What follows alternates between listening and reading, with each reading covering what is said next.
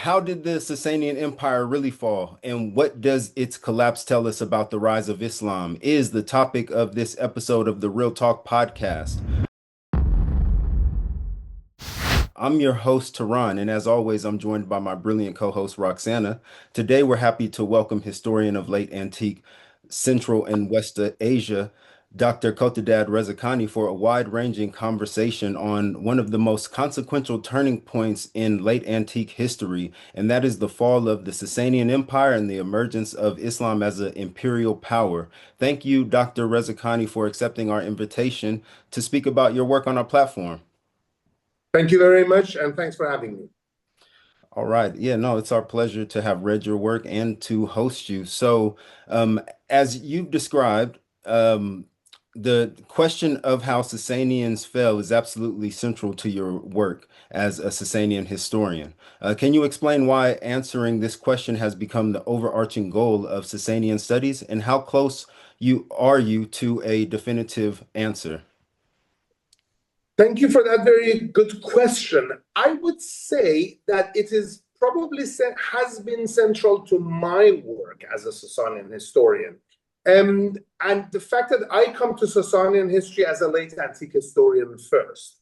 I actually started being a historian by doing late antique early medieval European history. So for me, Sasanians were just a case in the land that I knew the language of and had access to. And this transition period became very much important to me. So I would shy away from saying that this is the overarching goal of Sasanian history as a whole. First of all, there's 400 odd years of Sasanian history, and earlier periods can very much be put in the context of ancient history, context of Central Asian history, and things that have obviously nothing to do with Islam.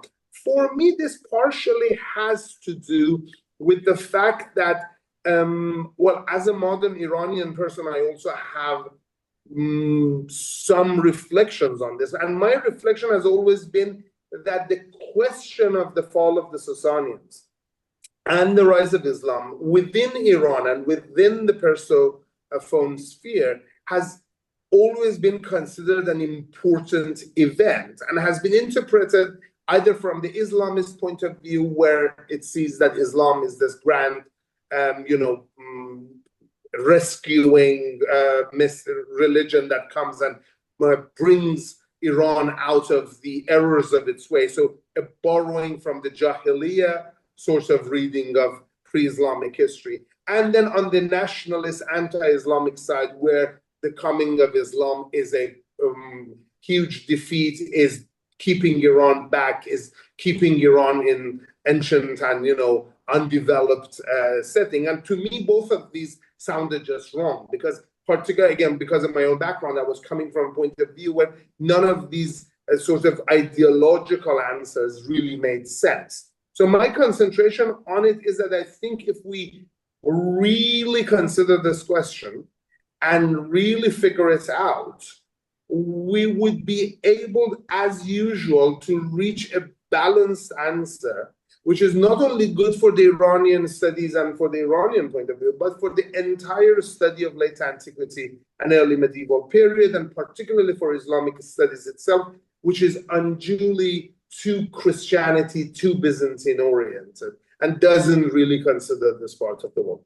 As far as how close we are, I wrote about 10 years ago in an article. I think maybe when I'm 80, 85, I can write an article and saying that I have solved 10% of the question. Of course, the historical knowledge always progresses. I am no closer to answering any questions, and I feel like every time I do something, I'm figuring out one small piece of a puzzle.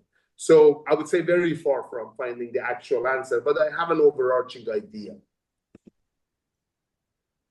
Talking about late antique studies and sort of chronology, how has that increasingly popular academic approach of viewing Sasanian Iran, the Roman-Persian War, and the development of Islam within the framework of late antiquity moved the debate forward? Because now there seems to be this growing consensus that that's the way we should view it. Are there any blind spots that occur now due to this widespread approach of classifying all of those events as late antiquity? Very much so. Late antiquity has been revolutionary in our imagination of the entire ancient history and entire coming of the medieval ages. So much so that terminology like the Dark Ages or all of the negative terminology that we had certainly for European late Roman history has disappeared now. And is also considered, is almost obsolete. Nobody really refers to that terminology anymore, and has pushed this early medieval period in the European history. So it has been very transformative. In Sasanian history, we still don't really have a consensus, I would say. One of the reasons, to be quite honest, and let's show our cards from the beginning, talking about Sasanian history as a field is a bit of a scam.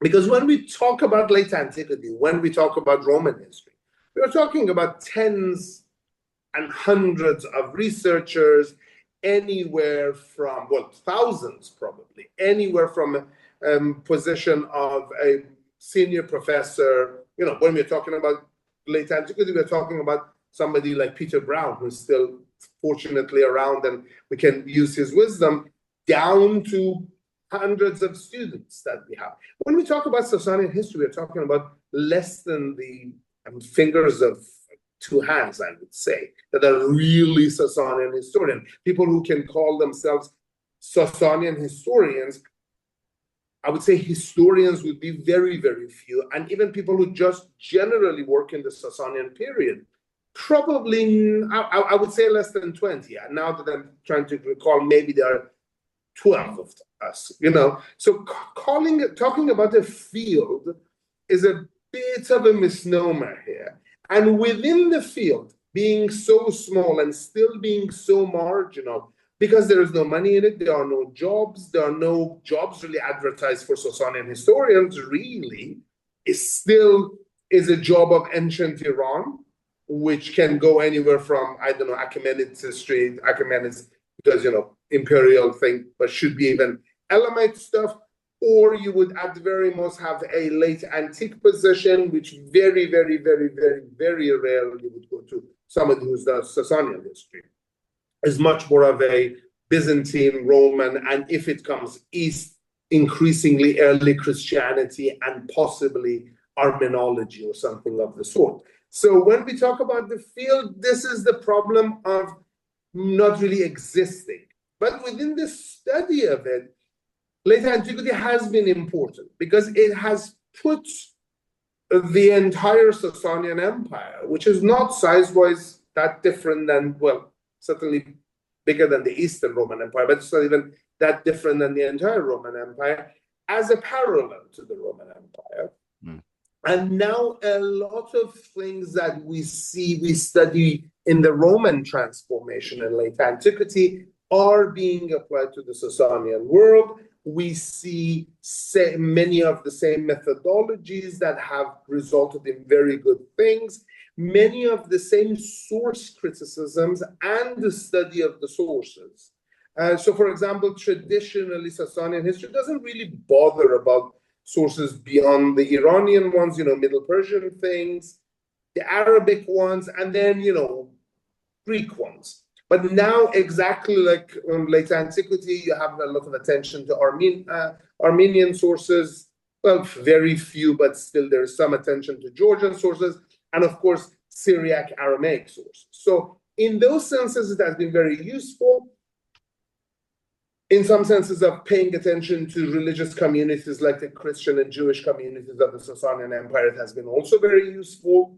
There has been less attention, interestingly and ironically enough, to the majority religion, supposedly majority religion of Zoroastrianism, which I'm sure we will get into, but still there are some studies of that. So in that sense, it has been very useful and very transformative, and it has helped drag Sasanian studies a bit out of the slump of being just an Iranian studies field where you read the Zoroastrian texts and decide that you know everything about Sasanians. On the other hand, there is an increasing, I would say, neo-Orientalism that this has caused. Because then the same thing that happened in the Roman Empire are supposed to be found here. So there is an oversized attention being paid, for example, to the structure of the Christian church in the Sasanian world. While, well, Christian church is obviously very important in development of the Roman world into what we recognize as late antique Rome and Byzantium and things. But obviously, as important as it was in the Sasanian Empire, we need to pay much more attention to the Zoroastrianism, and we don't. And the reason for that is manifold. I could go through it, and it might be beyond the limits of this, but we might not be badly served if we do discuss it. And on the other hand, the rest of the world gets forgotten. Again, it has to do with how small the field is. But the East, the connections to Central Asia, the connection to the Indian Ocean world, largely the connection to the Arab world, all of these are really neglected. My 2016 book, Reorienting the Sasanian, can't believe it's already 10 years old. It was an attempt to bring this east to the Sasanian world within the confines of late antiquity. Mostly chronologically, I did it. But that was the point. That was the sort of bringing, hey, besides Rome, there is another world to the east of the Sasanians as well. We should pay attention to that as well. So late antiquity has been, I would assess it as largely positive for Sasanian history. And so I would call myself late antiquitist and a Sasanian historian still. But it has been also limiting.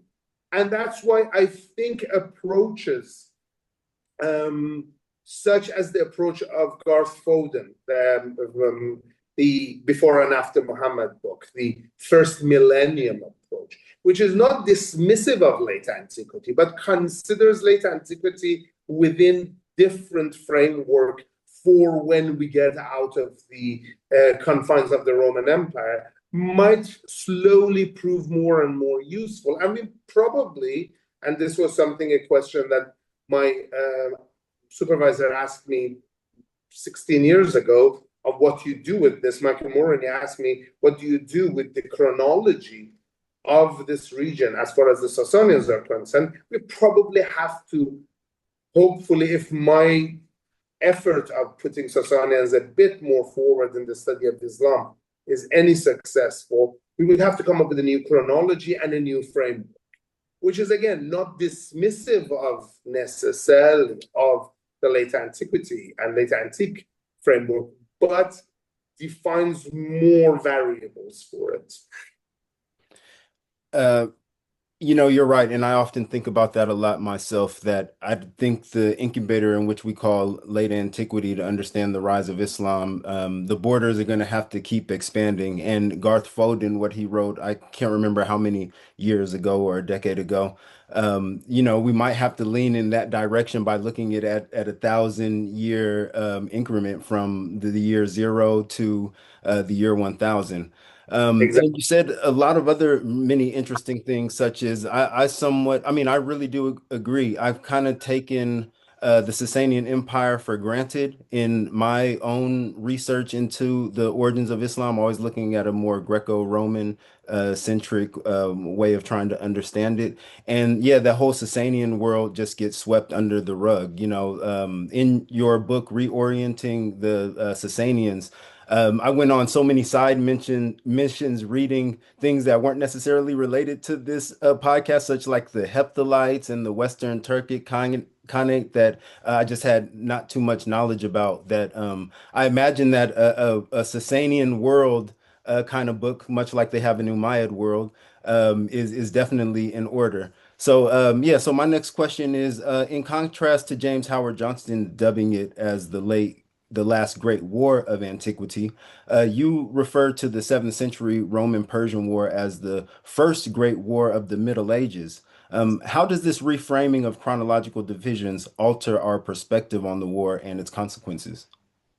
Thank you very much, and I totally agree about the original statement that you made, obviously, about Professor Howard Johnston's work and my work. I wouldn't put it at the same level. Professor Howard Johnston is my hero, is my academic inspiration, and is my mentor. So my work, more than anything opposing him, is a commentary on what a monumental work that he has done. But I think part of this is that, as James mentions, he considers this the last war of late antiquity, in the sense of the last great confrontation of Rome and its old adversary of the Sasanians, which in the Roman view ends up in the Roman victory, and thus ends at a conclusion.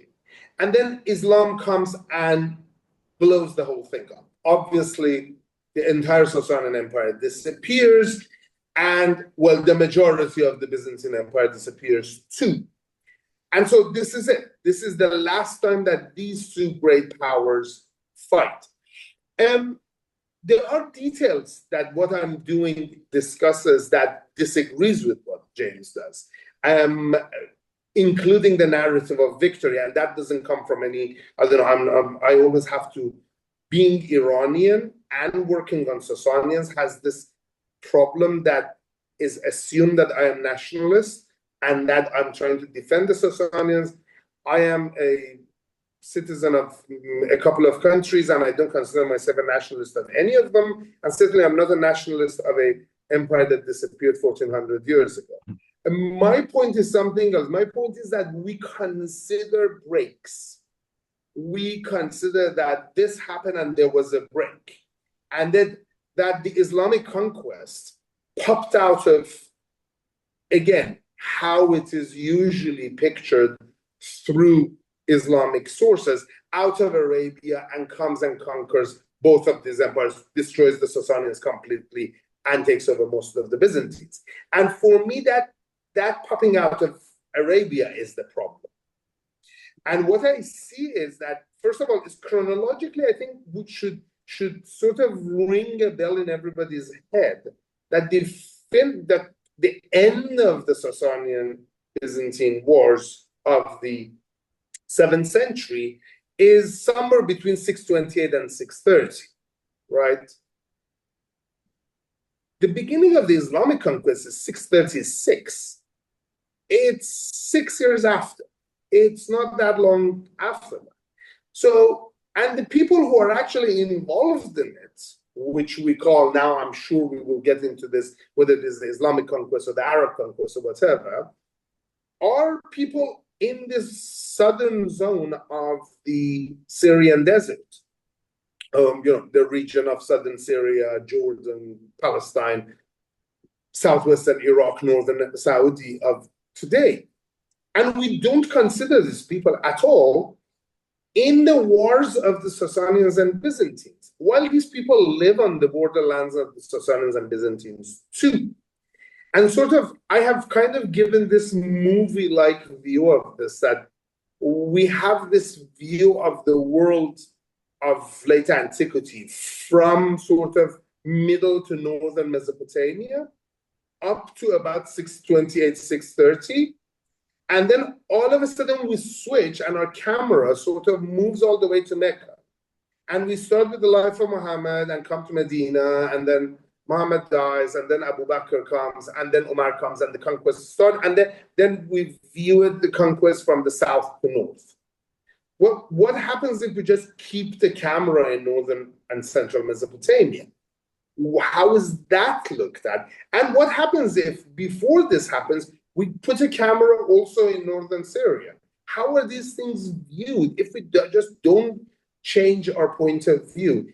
And this really results in considering Arabs in the wars of Byzantium and Sasanians. And if we do that, then we see connections between the Sasanian Byzantine wars and the Arab conquest, and then things emerge, including that the first wave of the Arab Islamic conquest is exactly the same regions that the Sasanians are. The entire question comes out: how does a force originate from the desert and comes and conquers two big empires?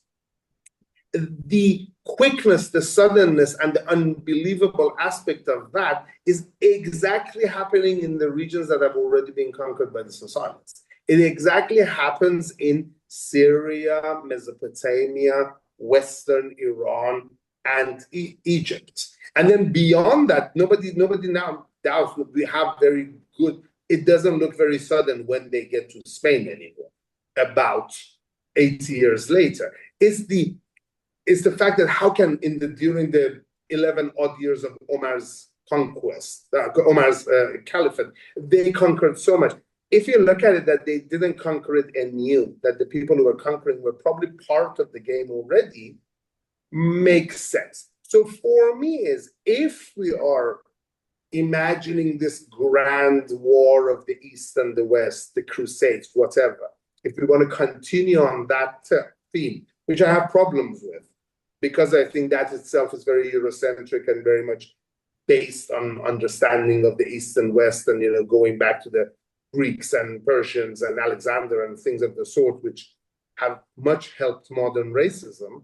But if we keep on that confrontation of the East and the West, this actually really is the first war that results in all of the other ones. That this is the opening of the Southern Front, the beginning of the presence of Arabs in this world, and that we should be considering within this continuity. What, talking about the idea of like placing a camera in specific regions, which would be wonderful if we could, we're obviously limited by the sources that we have. And we, due to the, you talk about the complete, in your work, in the complete absence of like an insider Sasanian historiographical tradition, and other historians have had to rely on Byzantine, Syriac, Armenian, Islamic historiographic texts in order to try to build this narrative of 6th and 7th century events and the political relationships between all of these groups. How do the like inherent geographic, cultural, political biases of these sources limit modern scholarship and specifically Sasanian studies, and why, in your view, did a Sasanian historiographical tradition that we could rely upon and provide that insider view never really develop? That's an excellent question, and that lies at the heart of the whole thing. I guess that lies at the heart of the scholarship as a whole. The questions, one wise person said that there's no lack of sources, it's just the problem of questions that we ask of them. You could say history has developed in the past few centuries as a European subject. It has developed as a subject within European academia, within the European world, within the European tradition of learning, as an inquiry into the past, right? And answering certain questions. This is why we call Herodotus the father of history, because Herodotus goes back and tries to figure out how things happened, how things got to places where we are. So this question and this approach to history has always been the founding question of history in the European world, right? Within this, certain standards, certain type of sources, certain models of inquiry, certain ways of approaching the past have developed. Among these is that we rely on sources that can get as close to the action as possible, right? So we have this term, eyewitness history, a history written by somebody who actually witnessed something. And of course, part of this eyewitness history is that that person who's writing something has been both contemporary and from within that entity that we are trying to study. And part of that, because of the tradition of European philology and study of original languages, which lies at the heart of study of history anyway, which is why, for example, in the Anglophone world, history is considered part of humanities. So more akin to literature and that sort of things than, for example, to geography or, I don't know, sociology or economy. While, for example, in Francophone world, history and geography are very much considered close to each other. But in the Anglophone world is more a matter of text and textual analysis and methods of textual analysis. The problem has become that if you don't have a source that is eyewitness, and it's not written in the original language that you expect, we consider that source not to be quite as important, right? So, of course, we rely on Greco-Roman sources because they are written in Greek or Latin, the languages of the empire. So, you know, anybody from, I guess, I don't know where to start, Herodian to Procopius becomes, you know, these grand historians because, you know, Ammianus Marcellinus, they are writing in languages of the empire. The same then doesn't exist in the Sasanian Empire because we consider the language of the Sasanian Empire to be Middle Persian because we have this absolute idea of ancient empires. Rome was a largely Latin, partially Greek empire. Sasanian Empire is a Middle Persian speaking empire. There are no Sasanian Middle Persian sources, right? This becomes the issue. That doesn't seem to be true for the Sasanians. Sasanians don't seem to have that idea of an empire of a language. That language doesn't seem to be their main concern. Middle Persian certainly is an important language, but it seems to have been, at least up to quite late in the empire's life, kept as either a local language or a language that is really language of the learned Zoroastrian clergy. While within, you have to notice that the center of Sasanian Empire is Iraq, which we have no reason to believe that the majority weren't Aramaic speaker. Let's put it that way.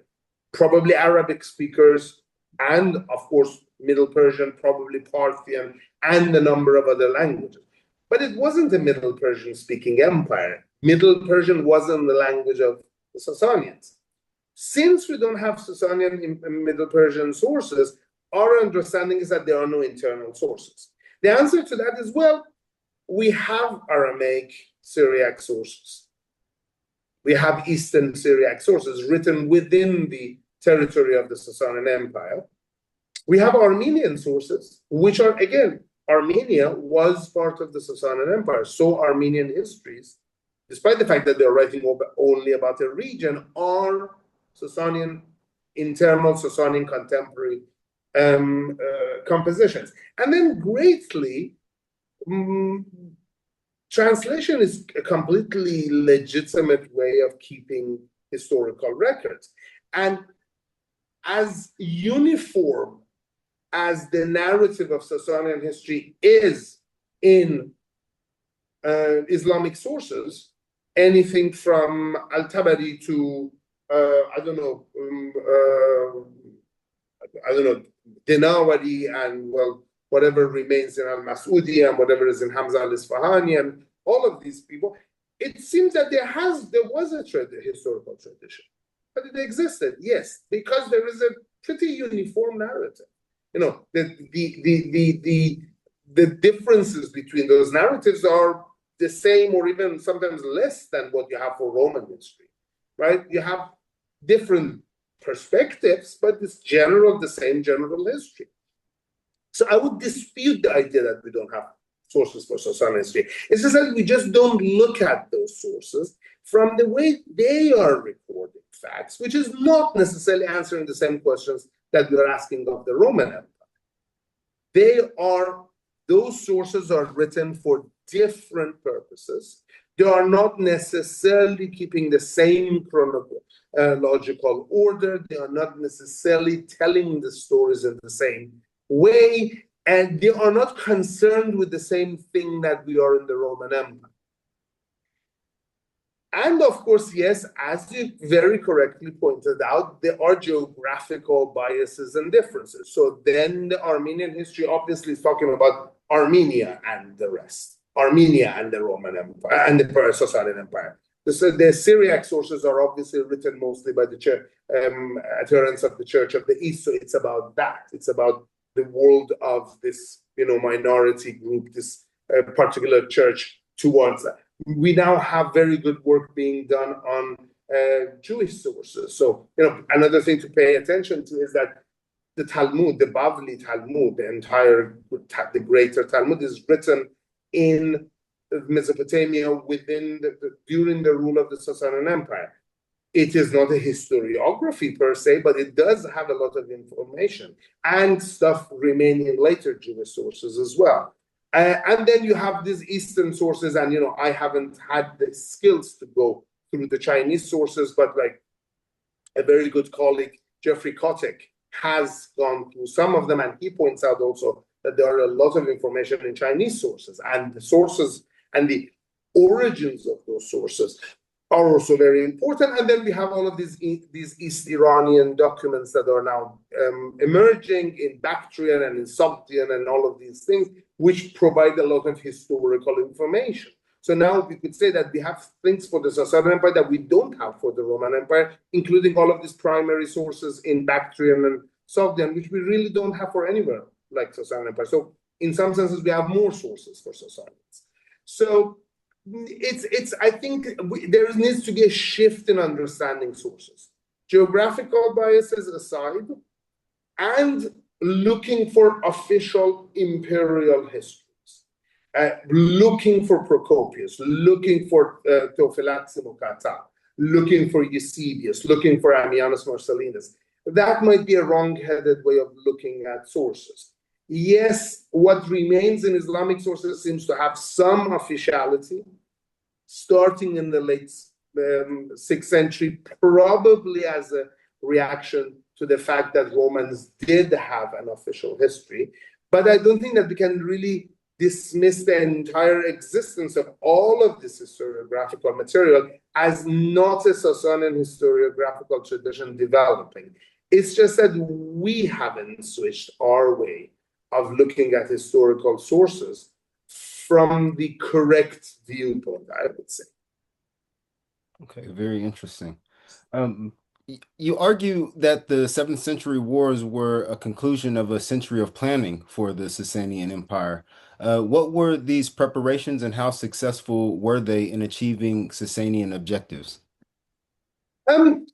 Since I wrote that, I have had very smart comments by people which have correctly pointed out, I suppose, that if somebody is taking advantage of a lot of preparations, it doesn't mean that people who are preparing were necessarily leading to that end. So my argument is in a way a bit teleological, which I should probably modify, and this is among the projects that's going to take me until I'm 80. But my original point was this. My original point might have been a reaction to the way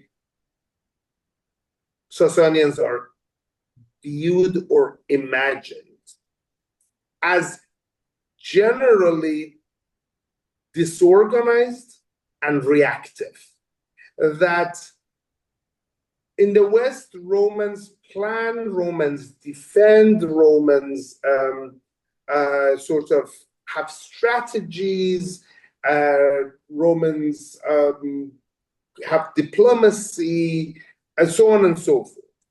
And then it's emerging through the work of many people, including my very good colleague, Yekaterina Nechaeva in Lille, for example, that, for example, the Sasanians obviously have as sophisticated of diplomacy that you can imagine anybody else has.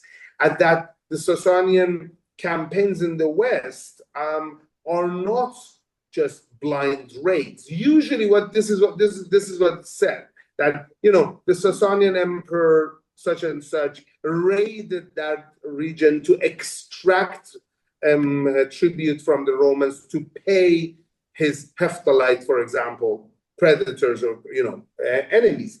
And the idea for me is that, well, that empire that lasts for 400 something years through a single dynasty has a lot of planning, has a strategy, I now shy away from saying it, but when I wrote that, I called it a grand strategy. they have a planning possibility. And that, my original point was, after the loss of the East, after a loss in the East, losing territory, losing a whole lot of cash, and losing their king of kings, Peroz, in 484, to the Hephthalite pressure, the Sasanians have to sort of make up for that loss by focusing or maybe refocusing their attention to their west. I brought the analogy that this is exactly what happens in the Byzantine Empire, which is better known, when the Muslims take over Syria and Egypt. And the Eastern Mediterranean territories of the Byzantines are gone. So particularly in economic history sense, the Byzantines have to switch their production, particularly food production, to Western Anatolia and the Balkans, which wasn't really the center of their economic focus before that, because Egypt and Syria and other places brought enough grain and other things in. So that was in the Byzantine world. So same thing in the Sasanian world. Losing the East, losing the resources of the East, losing their influence in the East, probably losing their access to trade in the East, necessitates a focus on the West. And this is really what we then grandly remember as confrontation with the Romans, because then from the early 6th century, you do see that the Sasanians are getting visibly more aggressive. They are getting not only extracting resources on a temporary basis and trying to just get money, as is often claimed, but rather now trying to conquer and control. They go ahead, they are looking for strategies of control of the conquest. They're not just coming in, getting money and going back. My great example is in 540s, when Khosrow I goes on and conquers Antioch on the eastern shore of the Mediterranean, way into the Roman territory during the time of Justinian. He has this sort of negotiations via intermediaries with Justinian, and he agrees to go back to the Sasanian territories.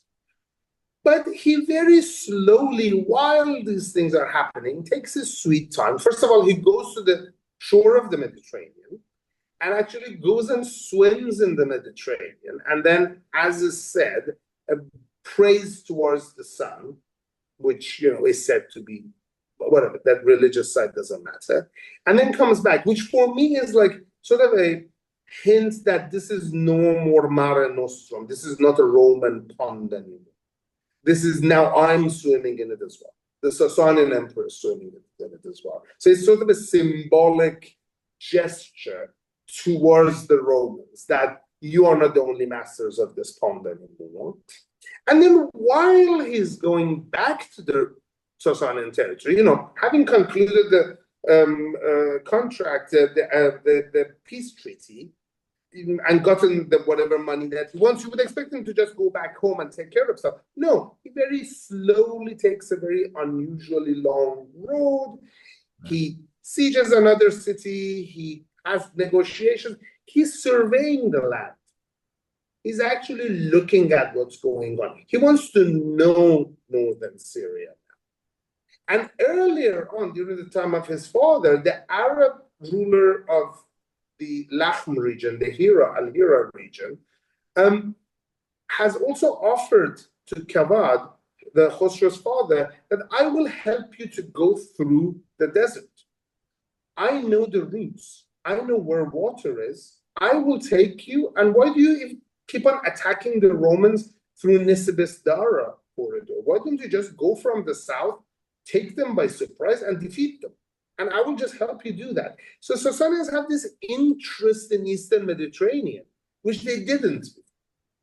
They seem to be pretty safely within the east of Euphrates world prior to this. At this point, they seem to be really working on this. And this is doubled with economic changes, economic reforms, which we hear in Islamic sources like Tabari, and then later, well, we hear it in all sorts of Kitab al-Kharaj. And then later, even Ferdowsi and others keep on mentioning it, that these economic reforms are very central. And it actually results in what we see visibly Sasanian power in the West. Sasanians are no more beaten in the West. Romans never again managed to really cross the Euphrates to come east. Sasanians are now making inroads. And scholars such as Benjamin Isaac have claimed that the 6th century is marking a new phase of Roman Sasanian wars, and that is that it is now total war. Both empires are going for total annihilation of each other. And they don't want raids anymore. They don't want borderland disputes and going back to some sort of a status quo. They want to destroy each other. And in a sense, then what you see in the 7th century is that one of them does, at least temporarily. So I think I try, maybe I'm being teleological here. Maybe it is that Khosrow II sees the opportunity and grabs it and is relying for what came before him, and that Kavad and Khosrow I are not preparing the ground for that. I might be wrong there, but there is some sort of a preparation for a Western-oriented, strong, expansionist and aggressive Sasanian Empire in the 6th century.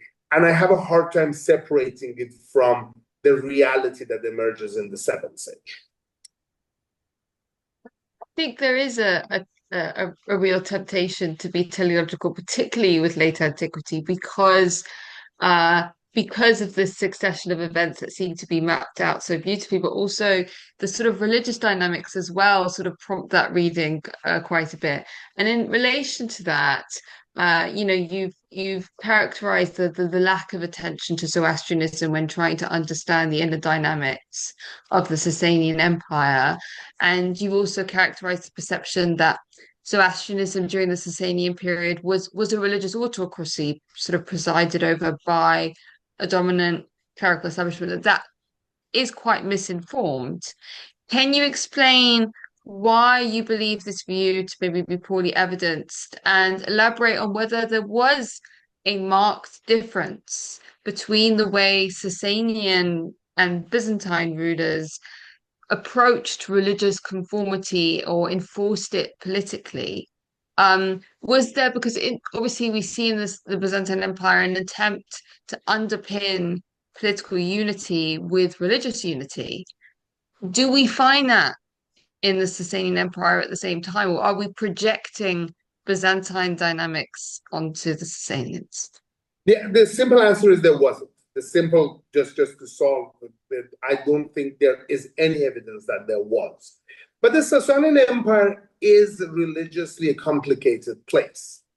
And that's very much both influences our modern perception of it, and we are influencing the understanding of Sasanian history.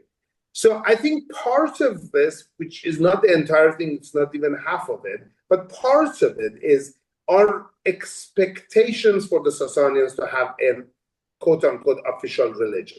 So in the same way that I am disputing the existence of an official language, I also would tend to dispute the existence of an official religion. I'm not an expert on the Zoroastrian religion or any religion, really. I'm an economic historian, as you probably have found out so far. I like talking about grain prices and things of the sort. Everything else for me kind of goes around there. So, much smarter people than me, from Mary Boyce to, I would say, Albert de Jong at Leiden University, and now a lot of the younger generation, including my very good colleagues, Shervin Farid-Nejad in Hamburg, and Arash Zaini in Oxford, and Johan Vevine also in Oxford, have talked about this in a much more in-depth way. My materialist historian's take on this is probably shallower than it should be. But it goes like this. Our assumption that there was an official church in the Sasanian Empire, I don't think is supported by the sources. We usually think of Sasanian Zoroastrianism by taking on a few very disconnected pieces of evidence, greatest of which is the inscriptions of Kerdir, a late 3rd century priest who has left us 3 or 4, I'm now having a little problem counting correctly, inscription, in which he lays out a policy. He considers himself somebody who has been raised through the ranks of Zoroastrian clergy from the time of Shapur I in the middle of the century to the time of Shapur's grandson, Bahram II, towards the end of the century, and that we can reconstruct some sort of a hierarchy through Kerdir's inscription. And then we sort of expand this throughout the entire Sasanian Empire to the 7th century, so 4 centuries later. And then we sort of supplement this or fill a lot of gaps by what we find in early Islamic Zoroastrian sources, the great, Pahlavi texts such as Bundahesh and Din Kard and Shayest Shayest and Shikand Gomanik and so many of the other ones, and things such as the law book, the law collection of Madiani Hazardad Son, all of these Middle Persian things, of a strong presence of a strong Sasanian religious elite and hierarchy. The problem with this is it just doesn't hold. Other than that, logically you could say, Kerdir is writing about himself. And my joke always is, which one of us didn't exaggerate our CV? He's writing it himself, so how much of a power does he really have? We don't have any outside evidence to support Kerdir's claims. And then we have things such as, at the same time as Kerdir is claiming that he's very powerful, where we have a very strong rival for Zoroastrianism, and that's Manichaeism, which a lot of sources tell us that at least 2 Sasanian emperors actually supported, right? At the same time that Shapur is writing on Shapur I in the 3rd century, is writing on his points, Mazda Yasin Bab, Shapur Shahanshah Iran and Iran ki Chehraz Yazdan, the Mazda worshipping Lord Shapur, the king of Iran, who, his son says Aniran, who is descendant or who is from the image of God. We know that Mani writes one of his major Manichaean texts in his honor. And we have evidence that Shapur and his son Hormuzd al-Dashir, Hormuzd I, actually support Mani, right? So just put the situation exactly at the same time and try to imagine Justinian, well, not at the same time, later period. Try to imagine somebody like Justinian supporting any other religion. Or imagine, I don't know, Philip II of Spain, the very Catholic king, having supporting any other religion, right? And then when you get further on,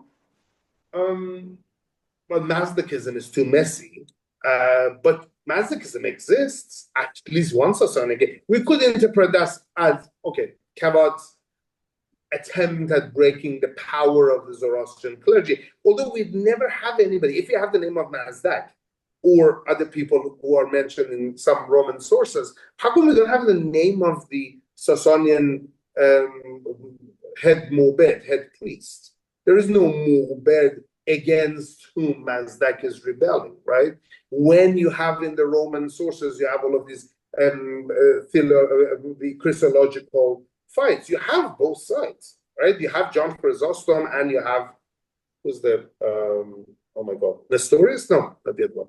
Sorry, I'm forgetting my Christological characters, but we have both sides, right? We know both sides of the game. We don't have them in the Sasanian, right? And then the last Sasanian king, Khosrow II, based on all sources, and I don't think anybody doubts that, marries 1 and probably 2 Christian wives. Again, imagine Justinian marrying a non-Christian wife, or Philip II marrying a Muslim or a Jew. It never would happen. So if an empire is so closely intertwined with its religious structure, it would be really hard to imagine that its emperor not being that hard into that religion, right? So my evidential base is that we don't see a priestly class. We don't really see a Mobedan Mobed, a chief Mobed of the Sasanian Empire, right? We don't see this struggle. Of course, there are Zoroastrians in Iran. Of course, within the empire, I would even wager they were by far the majority as far as their religion goes. But there is no state religion. We cannot really think of a Sasanian state religion. The problem of viewing it as a state religion then becomes is that, first of all, Zoroastrianism is very strange and alien, right? It's not an Abrahamic religion. It's not, as Garth Foden wrote years ago, a universalist religion either. So it's very hard for us to comprehend it, to fathom how it works, and it doesn't have claims to converting anybody. So the idea that it's not interested in supersession and extending itself, again, sounds very strange. I would not call it an ethno-religion, but it's a religion that seems to know its limits, and it has sometimes expansionists. In the 5th century, we have the idea of the Sasanian general trying to expand into the Armenian territories and bring Armenians to the fold of Zoroastrianism. But it's not that sort of a religion. And it's very hard to study it because the texts are basically gate-kept behind this. We still don't have a definitive edition of the Zoroastrian religious texts, whether it's the Avesta or the commentaries on it in Middle Persian and other languages, right? So it's very hard to study it. We only know a little about it. They like fire, right? They have this and that and that. They don't bury their dead, right? These are the things we know about them, right? And people who know about them will tell you that most of what we think we know about it is wrong, right? And then how ancient is it? Where the Achaemenids also Zoroastrian? All of these questions that comes up. The thing that emerges is that Sasanian Empire is religiously very, very complicated. There are so many levels of religion. There are so many levels of relationship between the state and religion, whether it is Zoroastrianism or other religions such as Manichaeism, and later Mazdaism, and then Christianity, obviously, where towards the end of the Sasanian Empire seemed to be very, very closely involved with the fate of the Christian community, particularly since in the 6th century, finally, a proper state-supported Church of the East, which is Miaphysite, which is completely Christologically different than the Roman Empire and is even considered a heresy over that, emerges under the direct support of the Sasanian emperor, but with a very uneasy relationship with the Sasanian court, as we see in the various sources. And it emerges that the study of Sasanian religion is, I would say, there is a saying that it's in infancy. I would say it hasn't even been born yet. It is so understudied that it will take, I would say, decades of work before we can understand it. My hunch is part of what we are going to understand is that, and this is something that might sound a bit weird for this, we do look at a lot of connections between Christianity and Islam because there are Abrahamic religions. And of course, it's undeniable that Islam is imagining itself within a Christian. But physically, half of this is emerging in the place where Mandeans, where Eastern Christians, where Jews, and where the ancestors of a lot of religions, some of which still remain around that area, which I don't want to go around, but you have probably heard of it. and Zoroastrianism and various things that, for example, the late great Patricia Crone called the nativist Zoroastrianism, because that's also a problem. What is Zoroastrianism? Is it only the one that has Kerdir on top of it, or everyday people, as usual, practicing their own things? All of these things also do have deep influences on Islam as a religion, as a ritual, and as a state system. But I am very ill-equipped to actually point out anything substantial on this. And my just warning is, this is a good field if you want to write your PhD thesis on this. It's ready. Take one of them and study it. Yeah, it's very interesting you say that about the Sasanians and their relation to Zoroastrianism, because one of the things that a lot of people hypothesize about the Nasserids, specifically the last ruler, was he was removed because of his religious leanings towards Christianity, whereas the rulers previous to him, really straddled that line of how to manage the Christian population in their realm, as well as showing loyalty to the Sasanians. But it seems like from your research, the Sasanians, at least the governmental side of them, didn't have a strong ideological conviction towards one way or the other. So, and as you may already know, what we know about the Nasserids or the Lakhamids of Al-Hira, is not as much as we would with the Ghassanids. So maybe even the reasons why the last Lakhamid ruler was removed could be, a bit exaggerated. But staying on the Nasserids, one thing that I found very interesting from your scholarship is that the removal of the Nasserids from the throne of Al-Hira and the subsequent Battle of Dukar are framed in Islamic sources as a fatal Sasanian mistake and a precursor to the Islamic conquest. Is this framing accurate in your view? And what can these events crucially tell us about the relationship between the Sasanian Empire and the Arab foederati that they were in close contact with? Thank you very much for asking that question. If I might answer the sort of your comment in a bit, that is another very, very, very interesting issue. I do believe that very much so. The issue of the removal of the last Nasrid ruler and connection of it to Christianity has to do with a particular type of sources that mention this removal, mention this sort of conflict.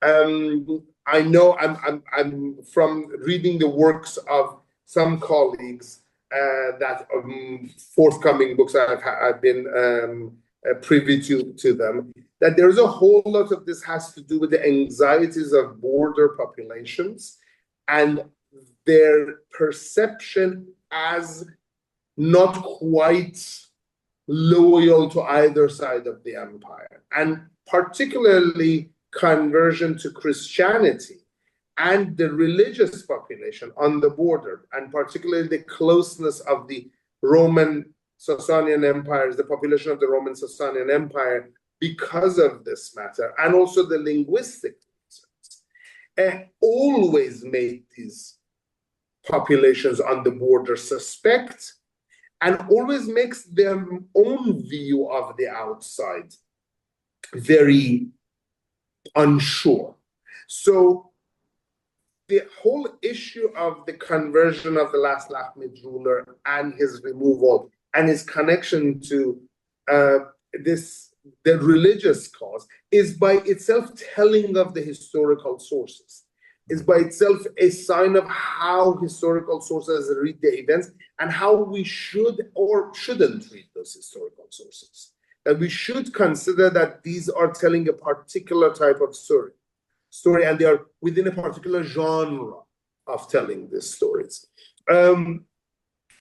As for the relationship of the Sasanians with the Lakhmids, again, you pointed out something brilliant, which I think needs to be again and again mentioned. One of the ironic things was one of the best books written about the subject in the last, 10, 20 years is our friend Greg Fisher's Between Empires book, which talks about the Lakhmids and the Ghassanids. And before that, Elizabeth Keith Houghton's book on Saint Sergius, the cult of Saint Sergius in Syria and among the Arabs. So books that are talking about the Arab population. But you notice both of these books are greatly talking about Christianity among the Arabs.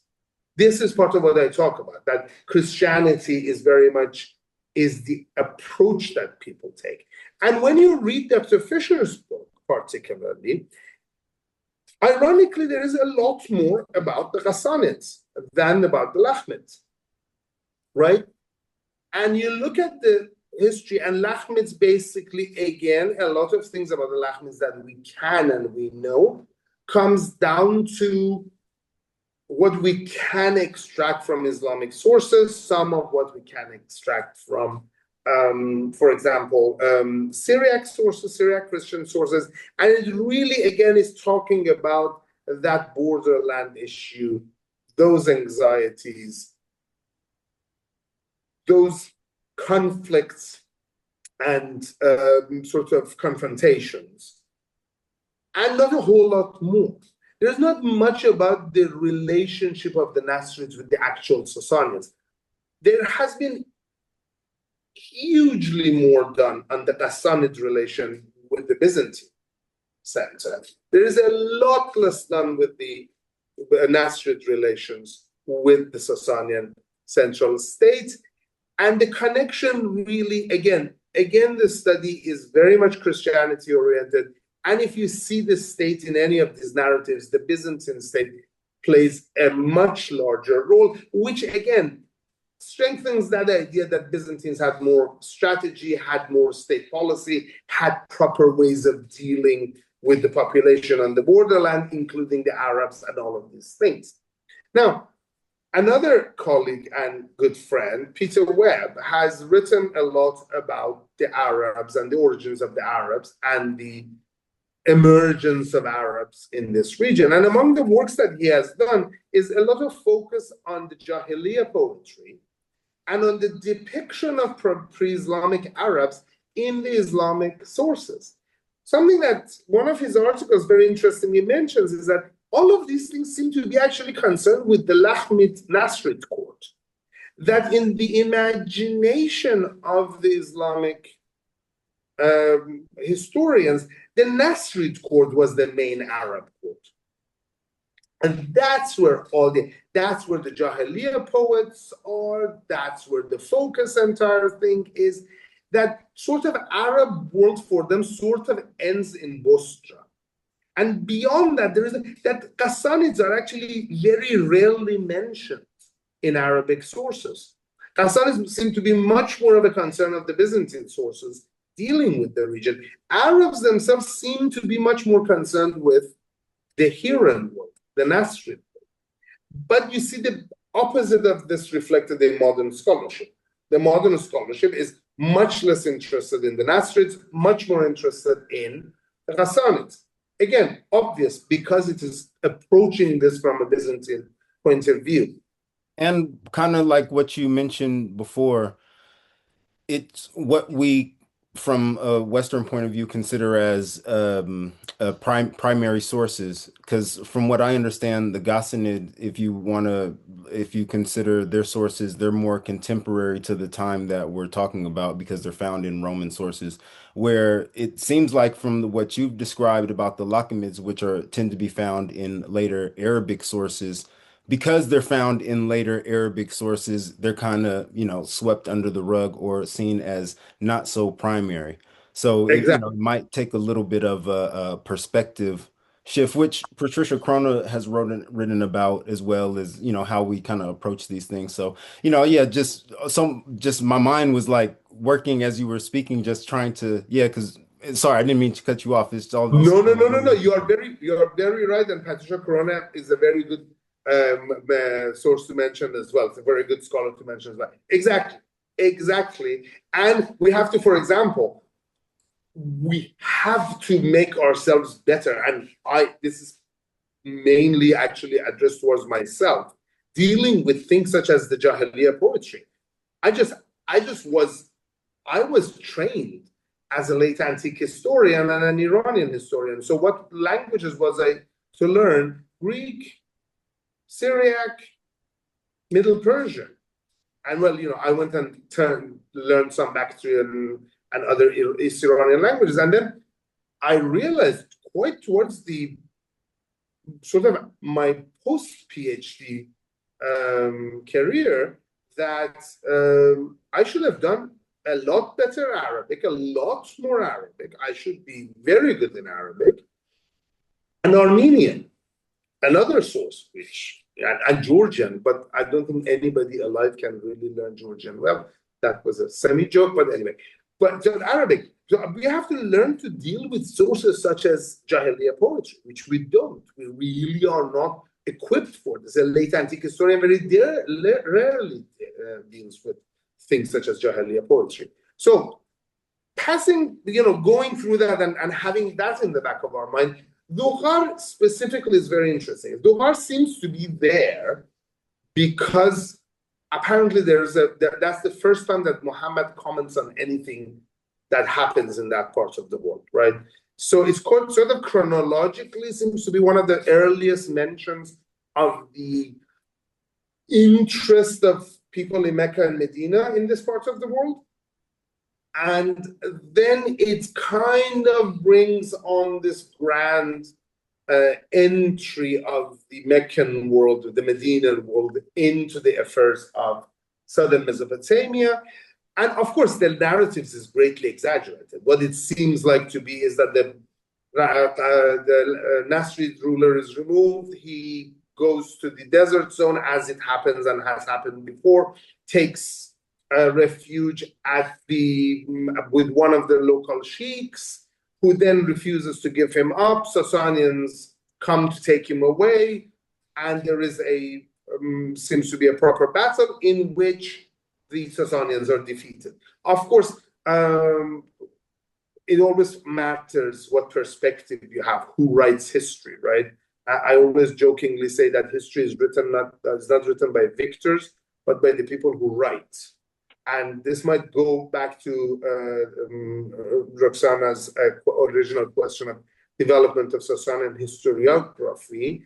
And one of the important part of historiography is the graphy part for us in the modern age, the graphy, the writing. Because a whole other side of this would be, we generally seem to discount oral sources as secondary or not important or not reliable, while, for example, in the Iranian world, it seems to be that the written sources are considered unreliable. Oral is considered reliable. That oral sources and relying on human brain is a lot more valued than paper or parchment. But that's a totally other thing. So in the written form, yes, of course, the Battle of Bukhara becomes a very important battle, and doesn't matter how important or big it was, it's the memory of it that matters. The memory of it is that it is the time that the Arab historians consider the proper rightful entry of Arabs as a fighting force against the Sasanians, and in fact, establishing themselves. They are no more clients of the Sasanians. They are now a force that can oppose the Sasanians. And this is very important in development of Islamic Futuhat narrative, I think. So Lughar doesn't matter. I'm guessing it was a probably confrontation of about 100 people with another 100 people, something like that size-wise. But that doesn't matter. What matters is that the effect it leaves is that it's an important, we have arrived state. So in terms of trying to understand Arab-Sasanian relations, you just touched upon, Mecca and Medina and how this comes into the story. You highlight in your work that by the time Prophet Muhammad migrated from Mecca to Medina, Sasanian power dominated in Arabia, with his nation state almost existing as like a Sasanian incubator in this region. How does framing Islam as an element that was actually historically internal to the Sasanian order instead of external to it, change our understanding of how the prophet and his community might have viewed the Sasanian Empire, and also maybe change our perception of the Islamic conquests themselves? Well, I am of the group of scholars that think geography is really important. And I think all of us have to look at maps constantly. We tend not to look at maps enough. I'm not going to single out any particular nationality, but there are certain Western nationalities that are really bad in geography, and I really find this out that they are really bad in geography. We have to look at distances. We have to stop looking at Mercator projections. We have to know where things are, how they. I really like this older British tradition of before you go through the history of anywhere, you describe its climate. And the older also tradition of actually going and seeing where you actually are writing about, which is very useful. Geographically, I think both geographically and I think culturally, historiographically, and probably also due to the Islam's own narrative of its history, we think of Arabs as people in the desert, right? This is a long issue. Peter Webb again has talked about it. Modern historians of Arab nationalism and Arabism talk about it. Ibn Khaldun has talked about it. It's an old thing. Arab is the Bedou, is the guy in the desert, the guy who lives a simple life, is tough, lives with his camels, and in the modern age, wherever you go, he always has a pot of coffee ready to serve you. That's the Arab, right?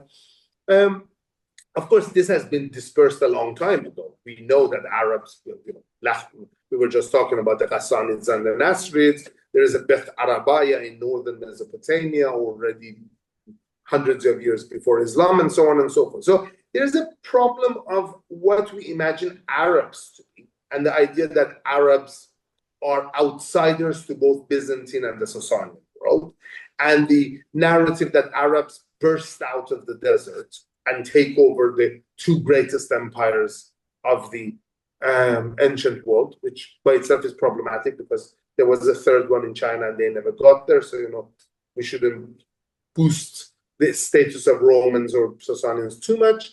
And this outsiderness of the Sasanians seems to be very prevalent, the Arabs seems to be very prevalent and seems to be very always there.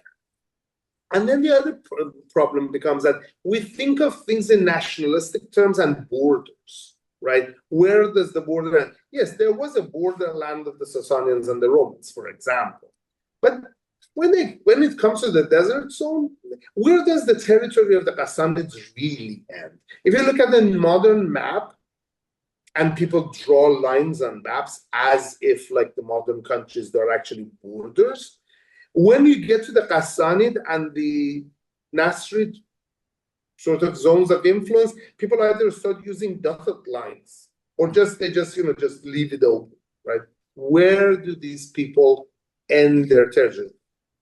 Which is why Ghassanids get to be called the clients of the Romans among Arabs, and Nasrids are the clients of the Sasanians among Arabs.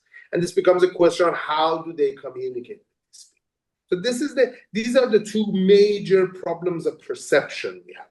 Arabs as quintessentially outsiders, and that territory of the Arabs being outside the imperial control.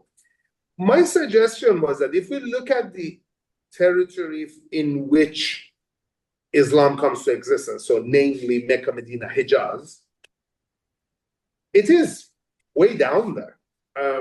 But it's not outside the world that is all of these things are happening in.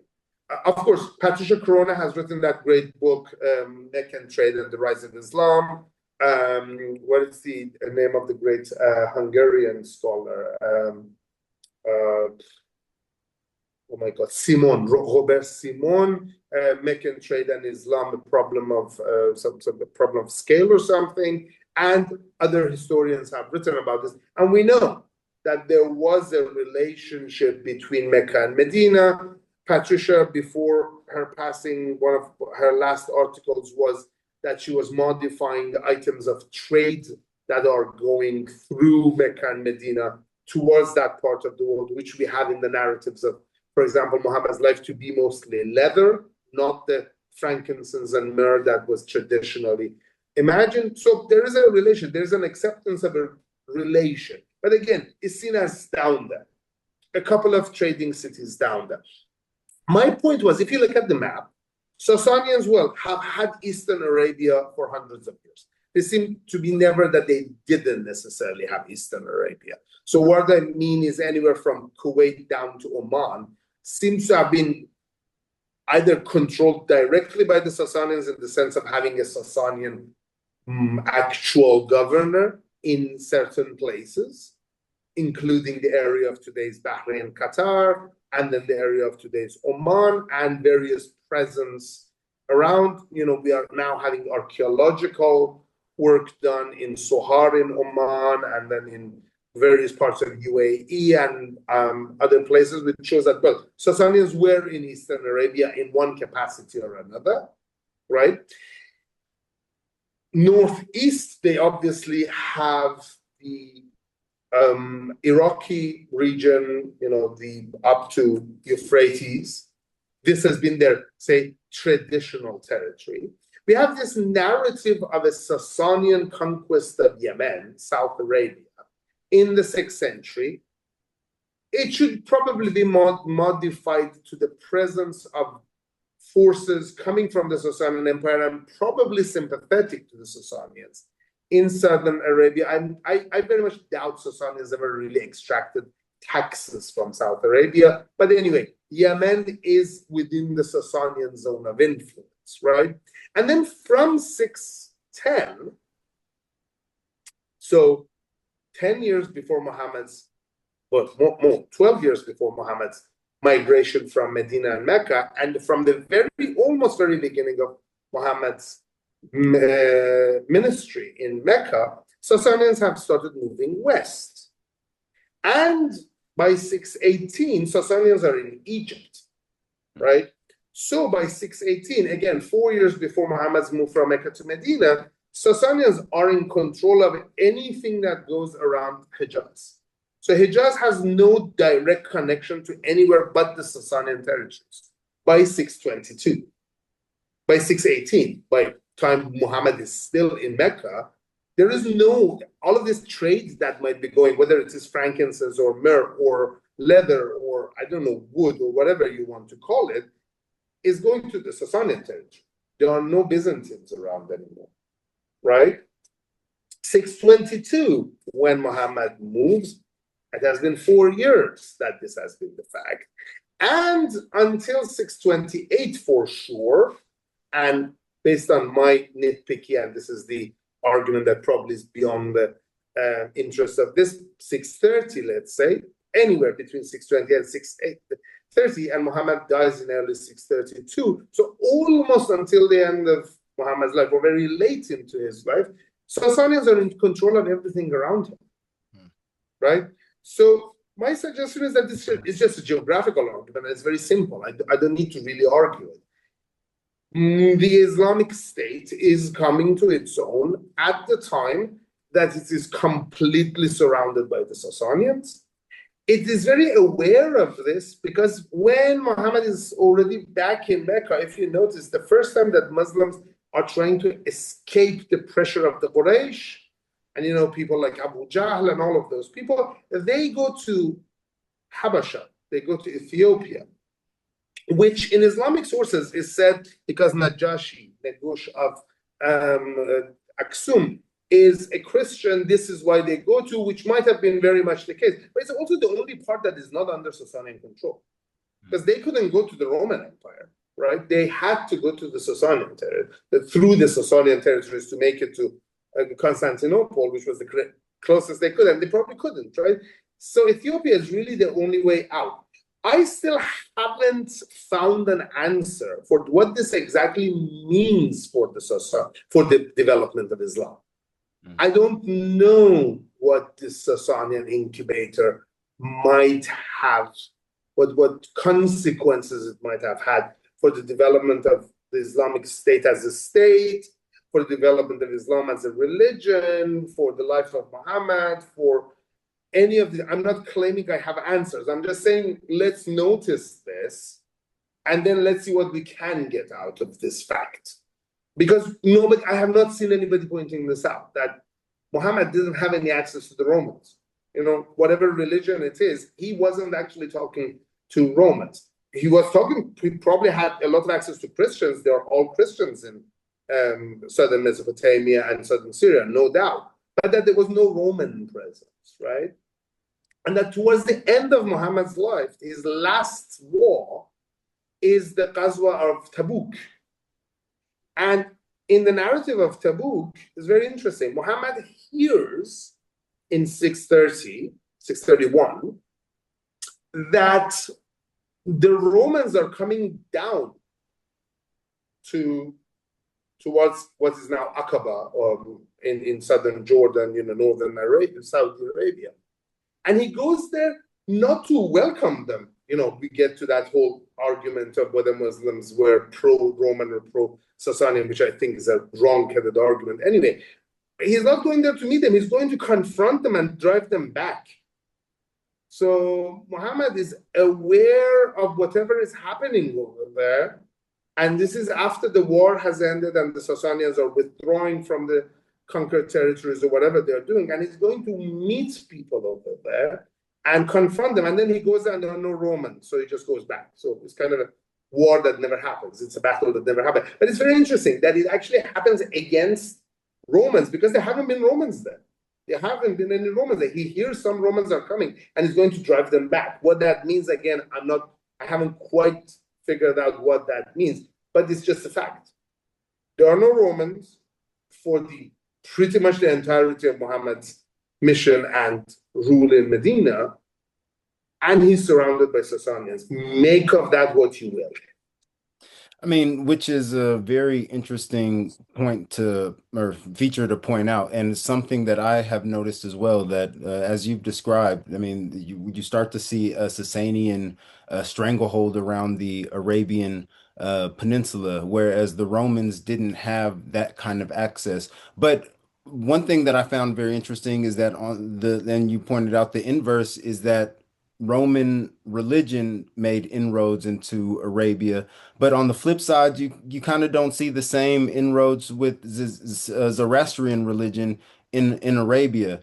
So this question isn't on our script, but if you could explain, like, why is that? How come Zoroastrian religion didn't penetrate into Arabia the same way that Roman religions penetrated into Arabia, even though the Sasanians had like a real grip around that region, that the Romans didn't? One of the problems is, why are you calling it Roman religion? Or, the religions that you would find it does become the state religion of Rome, but it's not Roman. That Sasanian Empire has initially as much Christians as Rome does. Before there is a Constantine and Rome, that Christianity is sort of tolerated and then later becomes official under Theodosius the Great, Christians exist in that area, right? As early as the early Sasanian Empire, you have these various Christian, I would say, semi-Christian cults, one of which seems to be developing to Manichaeism, but there are Christians all around the Sasanian Empire as well. That there is a Church of the East that has been established in the Sasanian territories already in the 5th century, and in the 6th century it even gets a official church. It's the patriarchate of the Church of the East even today is called the Patriarchate of Seleucia Ctesiphon. The city doesn't exist; it's in ruins, but it's the capital of the Sasanians. And even today, where I think the current patriarch moved to Erbil a few years ago, but for 2 generations the patriarchs were in Chicago. But they were calling themselves the Patriarch of Seleucia Ctesiphon. So Sasanians had a Christian religion, Christian community as well, and they very much supported them, and it did thrive. And then in the form of the Church of the East, it actually becomes a competitor for the Roman Church. So why Christianity penetrates into Arabia more is a question that is beyond my knowledge, really. But one answer I have for you, which might be funny, is that there is one Islamic source. I forget which one it is. Don't quote me, but it has a very interesting little anecdote that the cousin of Muhammad, the son of one of the sons of Muhammad's aunt, comes to the main, square public space in Mecca and says, "Hey, this cousin of mine is telling you the stories of the Jews and the Christians from their book, their holy book. Come here, I will tell you the stories of the Persians." And he starts telling them the story of Sohrab and so these Iranian semi-mythic, semi-mythological stories that are preserved in the Avesta, the Zoroastrian holy book. So basically, this is just anecdotal. It's not, it's not certain proof, but that it seems to suggest that as Zoroastrianism was known in Arabia, in the fifth book of the Inkar, the Middle Persian commentary on the Avesta, there is a mention of somebody who has an Arabic name and is given a tribal affiliation of an Arab, asking the writer of the Inkar, because he says, "We are Christian, we are Zoroastrian." He says, "My tribe are Zoroastrian." So he's asking him Zoroastrian ritual and theological questions. So they seem to have been Zoroastrian Arabs as well. We have evidence for the presence of Zoroastrianism in Arabia. We have presence for dakhmas, the places where Zoroastrians leave the dead.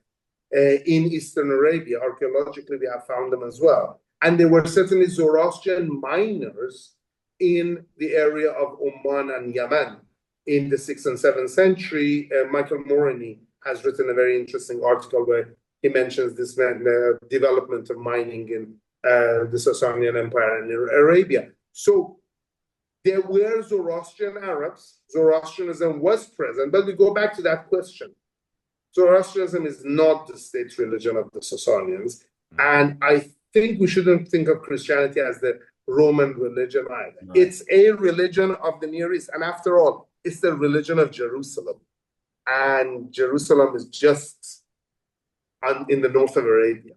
Right. I think you've touched upon something really interesting, which is that in one of the questions that comes up a lot in sort of like popular Quranic studies is like, why does the Quran not address Zoroastrianism? Why are there no Zoroastrian interlocutors in the Quran like there are Christian ones or Jewish ones?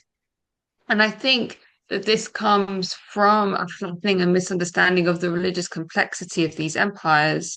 And this sort of binary view of like the Roman Empire is Christian and the Persian Empire is Zoroastrian, and not understanding how these religious groups intermingled and connected to each other. And that also comes into sort of like nationalist understandings of Neo-Zoroastrianism as the original Persian religion, and all of that kind of stuff is flattening and homogenizing this quite complicated religious history of this region. Exactly. And connected to that in the content of the Quran, you cite the first verses of Surah Al-Rum in your work, and you contest this idea that classical Islamic sources characterize Muhammad and his followers as sort of supporters of the Byzantine Empire due to its Christianity, with the sort of pagan Quraysh supposedly supporting the Sasanians because they were polytheists. You challenge this assessment in your work. Why do you believe this view to be constructed by other evidence, and how do you interpret those Quranic verses, which are really the only verses we have that directly address the Roman-Persian War? How do you understand those verses within the context of Arab-Sasanian relations? Okay, I'm going to be completely honest with you, and you have been too generous with calling me challenging those things because I don't think Okay. I have the, no, I don't think I have the knowledge to really challenge that. All I'm doing is doubting. There is a controversy about the reading of the that verse, قلبت الروم or قلبت, right?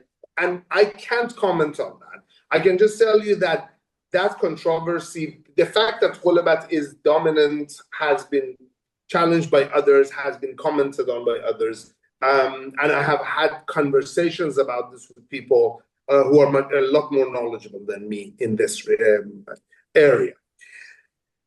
I think the idea that the Romans were the Arabs, the Muslims were pro-Roman, I challenge it if I challenge it, if I can claim I challenge it, only on historical basis. Then I feel like that is based on the particular later historical imagination of the events of the beginning of Islam as having had to take side in the wars of the Sasanians and Romans, and that Islam as a force that ends up completely opposing and removing Sasanians as a political entity must have been against them from the beginning, and that this verse has been overemphasized as a sign of that and as a prophecy, which is obviously everybody agrees, everybody who is studying this agrees that it's not a prophecy, it's actually, post facto statement presented as a prophecy that, hey, Romans have lost, but they shall win. This is how it is interpreted, that they shall win. It gets to my whole argument of what does winning mean, in fact, but that's beside the point. What I find a little hard to believe is creation of this, trying to extend the Roman-Sasanian confrontation to the level of Mecca and the Muhammad's group because they are an Abrahamic religion, being more towards the Roman world because Rome is a Christian empire, versus the Quraysh being pagan, being more Sasanians because, well, they're a pagan empire. I see this kind of logic extended back, which doesn't make sense to me because, again, it goes back to the answer that I gave to Teron, that that doesn't stick, that there are Christians in the Sasanian world as well. And there are many things of the Islamic understanding of Christianity that actually comes from within Sasanian, the Christianity that exists from within the Sasanian territories, like the miracles associated with Jesus and so on and so forth, and the reading of it. So that is my logic about doubting that verse. I am not challenging it, and this has been one of the couple of points that I have to kind of play around with to figure out and make it a stronger argument. Then the actual thing is something that needs to be elaborated by Arabists and by Quranist experts, which I by no means am. But also has to do with the fact that since we want to find contemporary sources that are historical, and of course there are no Islamic ones, right? The more important, interesting thing becomes that all of the events of the early Islam, despite the fact that they're happening in a completely literate world, they're happening in the 7th century Near East, where people are obsessed with writing and people record everything. And even Sasanians who are not into grapheme to writing that much have started writing. We have a lot of Sasan, they're Middle Persian papyri from Egypt during the 10, 15 years that the Sasanians controlled Egypt. So even in Egypt, they write in Middle Persian. So everybody's writing. And then there's nothing about Islam. As you know, the first narratives of Islamic conquest and Islam come up over 100 years later in the seeras of Muhammad, right? So Quran becomes, in a way, the only historical source we have, right? it is written during the lifetime of Muhammad. It is written while these things are happening. So we have to take some historical conclusion from it, right? And Surah Rum and that particular verse seems to be one of the few times that you have a direct connection to contemporary events around that. And of course, the war between Rome and the Sasanians would have been the greatest thing. And of course, the mention of Rome would have been the greatest thing, that, hey, Muslims cared about Rome more. That's why you have that.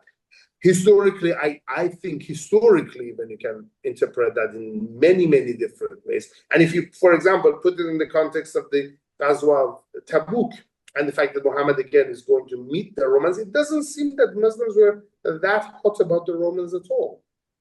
It doesn't seem that there is a inherent Muslim community, early Muslim community leanings towards Rome, and that their opponents were pro-Sasanian.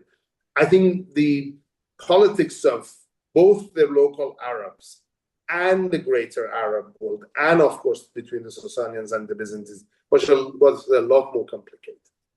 Yeah, I do believe those two things are hard to square, and it's probably one of the reasons why Juan Cole in his book, The Prophet of Peace, kind of denied that Tabuk even happened. Yeah, And that Muhammad was a little bit more lenient towards, I mean, probably a little bit more than even what the Islamic tradition would like to have mentioned. And so, yeah, th those 2 points, and it really wasn't until having read your articles that that kind of popped up in my mind. I never really understood why would Juan Cole kind of obfuscate the Battle of Tabuk, saying that it didn't happen. Well, you yeah, kind of have to in order to make it seem that the Muslims were Roman centric or leaning towards the Romans rather than the Sasanians. So, and then yeah, to have a battle of Tabuk to happen just right around the corner like that. How do you explain such, that twist of perspective or view on the Romans that happened with the Muslims? So it would take like it's just easier to say it didn't happen rather than to explain all of that away. So yeah, very, very yeah. interesting. So uh, talking about the Sasanian dynasty, as you described the Sasanian dynasty as already having fallen with the execution of Khosrow too, and yet characterize it as probably one of the least studied regicides in history. Why was this such a crucial turning point, and why have so many academics not viewed it as such? Um, it is a crucial turning point because it really ends the war. And it gets to that concept of victory. Again, this might sound like I'm a Sasanian partisan trying to say that the Sasanian, my dear empire, weren't defeated. Of course, they were defeated. I'm not at all talking about that. But what has been called the Roman victory over the Sasanians, and the fight, when you read it both in Robert Hoyland's In God's Path and also in James Howard Johnson's, and also in everybody else's. Well, if we just read the Wikipedia entry on it, it ends up in Roman victory. It certainly does. Absolutely no problem. It ends up in Romans being the surviving power for sure. And there is an actual war. There's an actual battle, the Battle of Nineveh, in which Emperor Heraclius wins the battle. But the actual circumstances of this win is the death of Khosrow II.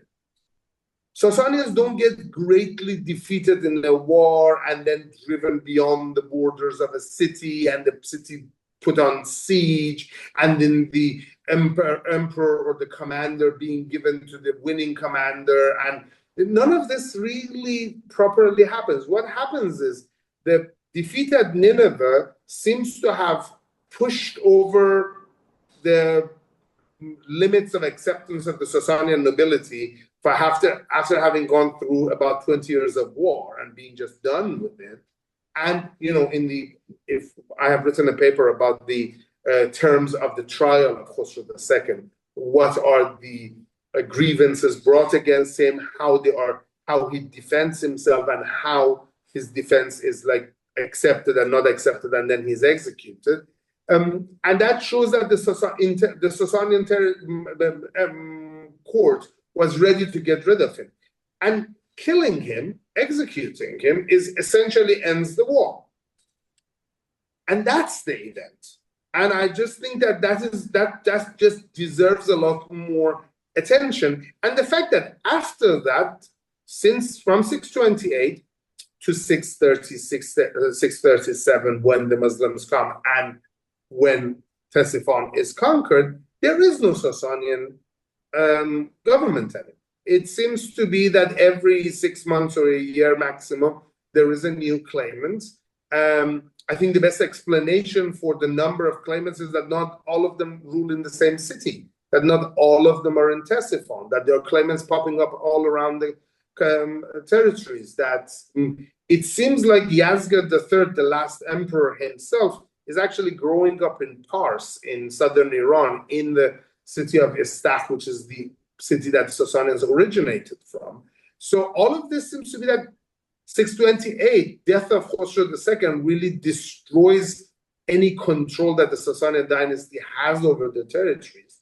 For the next 8 years, there is chaos. And then, yes, the Sasanians are completely done. And of course, yes, the Roman Empire survives, Heraclius confronts the Muslims and all that goes with it. So there's no denying the Roman finally survival and victory in this thing. But just reducing it to another war that just was won and completely dismissing the fact that Khosrow's death ends the war and ends the dynasty, I think is counterproductive. Another quick reason for it is that in Iranian narratives, in Persian narratives, particularly medieval Persian narratives, this has been reduced to a romantic case. So ask vast majority of Iranians, and they know the tale of the death of Khosrow II through the poetry of Nizami, which says that Khosrow is assassinated by Shiroye, his son, while he's sleeping next to his wife in his bed. So it's reimagined and represented as an assassination, and the entire political intrigue and the military defeats and the Heraclius's advancements in Caucasus and Heraclius's sort of union with the whatever, Khazars or Alans or whoever is in Caucasus, all of these things are dismissed as, oh, it's just a son jealous of his father and his father's second wife, and he just kills him. So the image of Khosrow's death has been buried so deep in historiography that I think we should dig it out and look at what it actually means. In trying to, moving on now to sort of the conquests in themselves, trying to use correct terminology in this discussion is quite difficult. There's been some scholarly debate as to whether it's more accurate to refer to the conquests as Arab or Islamic. I know Robert Hoyland in God's Path, he adopts sort of he makes an argument for the idea of calling it the Arab conquests. If I remember correctly, James Howard Johnson sort of uses both interchangeably. Do you fall on a particular side of this debate, or is it possible to use both terms interchangeably because of the limitations of language? Quick answer to this, because I'm not an expert in it. I do realize that it's very controversial.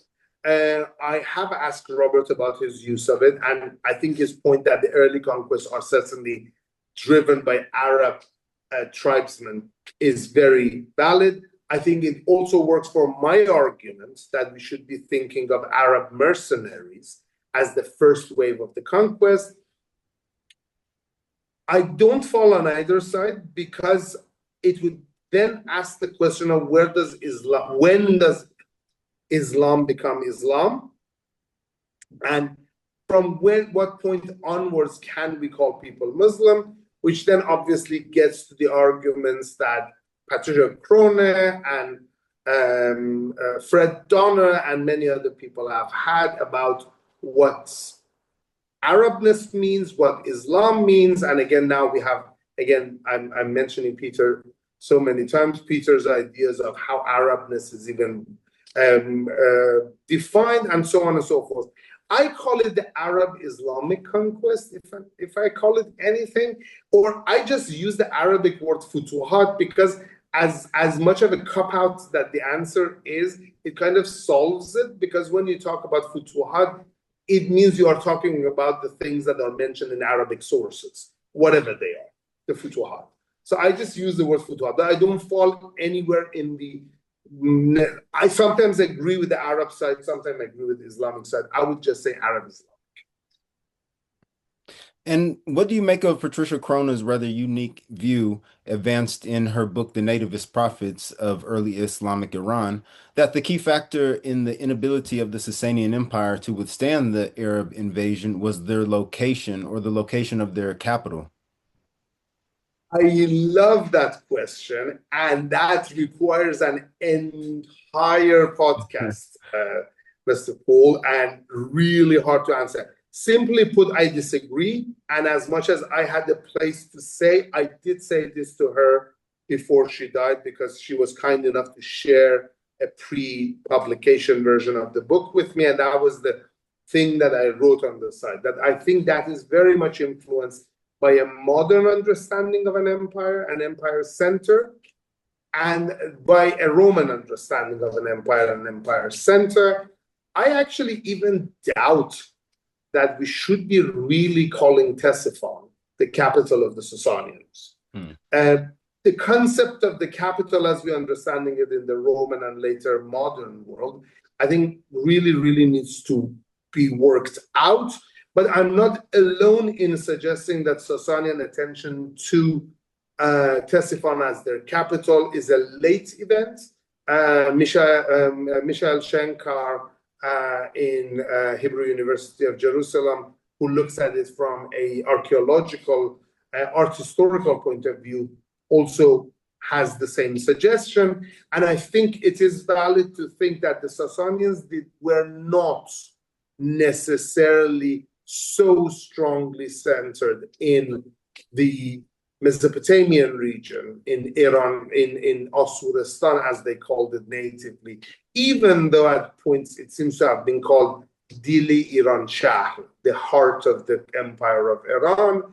Despite all this, I think they were not that territorially oriented, and they seem to have switched pretty quickly to Istar in Persis, in Fars, in order to confront the Arabs. When Nahawand happens, Yazgir III seems to be pretty well established in that region. But I think this argument requires a lot more space. Simply put, I disagree with Patricia's suggestion. So the more, apart from Patricia Crone's quite unique take on that on the conquest, the most common reason cited amongst historians for the success and speed of the conquests was the seeming exhaustion of the Byzantine and Sasanian military after two very intense decades of war. You do not find war weariness to be a very compelling explanation. At least that's what I got from your book. So what other factors are better evidenced in your view? We get after quite a while, and when your listeners' patience has probably ended, one of the major points of this. So I try not to be as verbose as I've been so far and explain this.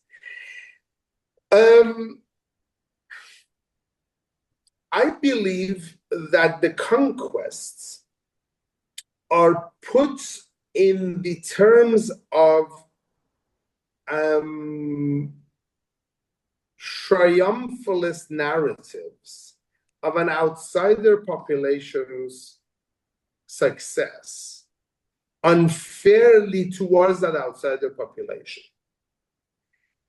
And the idea that I think goes back earlier, that they are quintessentially outsiders to this world, that the conquests are sudden events bursting out of the Arabian Peninsula, possibly by some sort of a vigor of a new force, which is Islam in Medina, and by the exhaustion, as you put it, of the two empires before.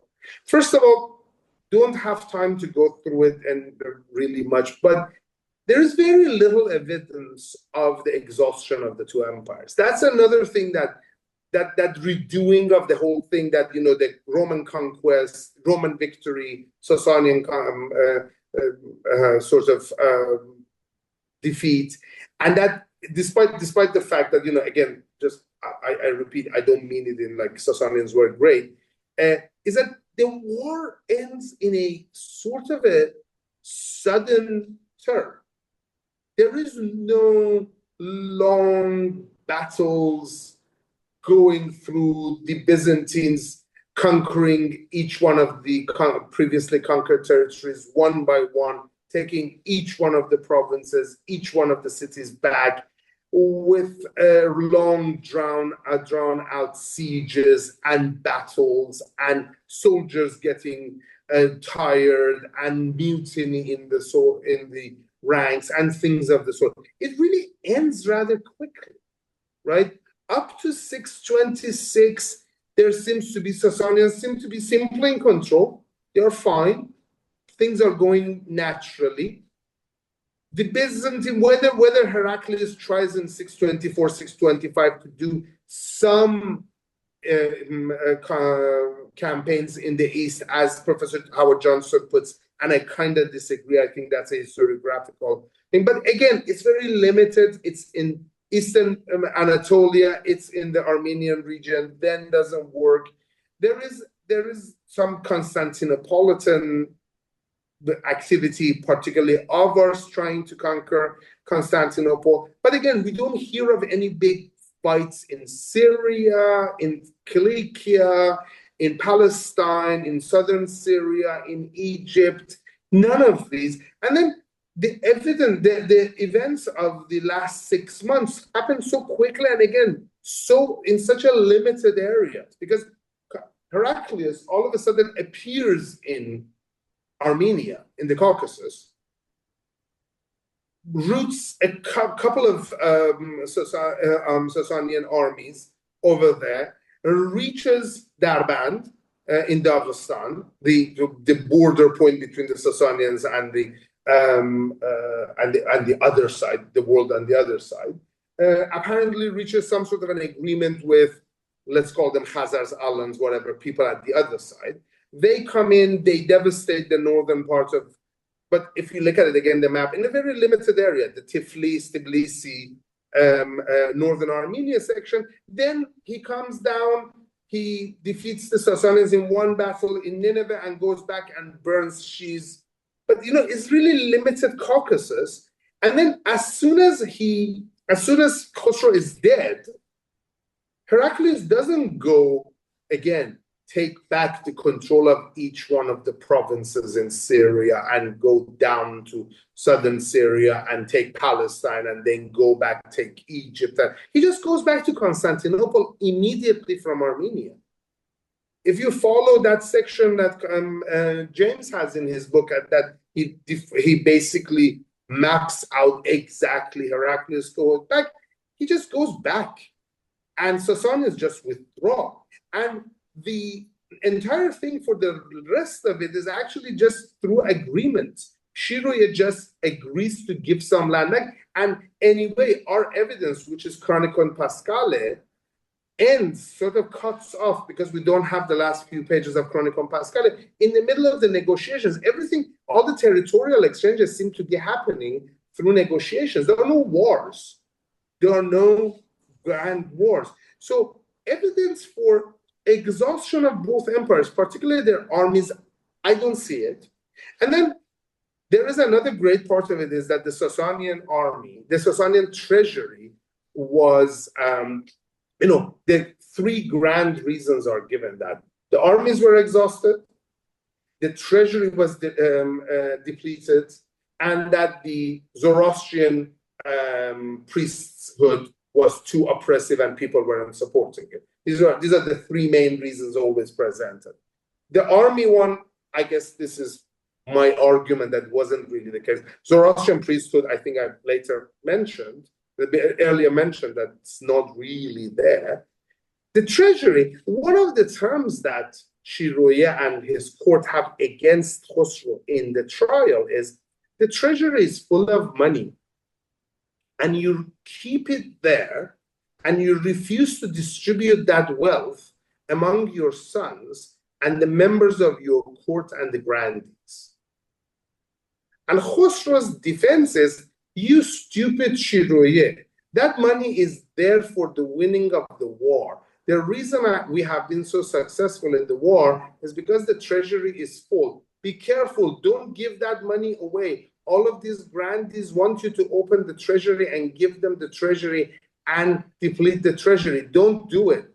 So at the end of the war, the king removed, 2 days before being executed, the treasury is full. There is no depleted treasury. So I don't see it. I don't see that there was a couple of very exhausted empires who couldn't do anything anymore, and they were like, just come and conquer us. And they didn't have any resources. I just think that the entire narrative is false. And also it suggests that the Arabs were just appearing out of nowhere. And there was no continuity between what was happening, which really goes to the heart of my argument about the Futuhat. And if you want, I can go on through the Futuhat as well. In terms of the Muslim sources and how they depict this conquest, like those al-Badri and al-Tabari, they appear, like you said, to depict the Sasanian Empire as being like overtaken and collapsing in this extremely short time period, with like key battles being that of Qasadiya and Nahawand.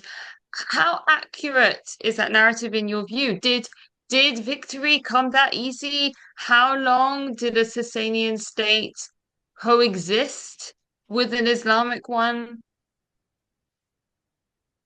I have to say that my arguments are really limited to Mesopotamia and Syria. So I always encourage people to notice that what the alternative I'm presenting is only on the earliest stages of the conquest. Mm-hmm. So it might be fair to go back to that question of, is it Islamic or is it Arabic, and take a bit more of Robert Hoyland's point, that the earliest stages are Arab, whatever that means. So going there. My argument is that on answering Roxana's question of how long the Sasanian state coexisted with the Islamic one, I would say a couple of decades. But that really is the matter of the conquest inside the Iranian plateau, so east of, basically, let's say, the Zagros Mountains eastwards. My argument's really the argument that I like to call new argument, the new perspective that I'm offering, is the earliest stages of the conquest in Mesopotamia, in Syria, and in Egypt. And in here, Sasanian control very quickly disappears.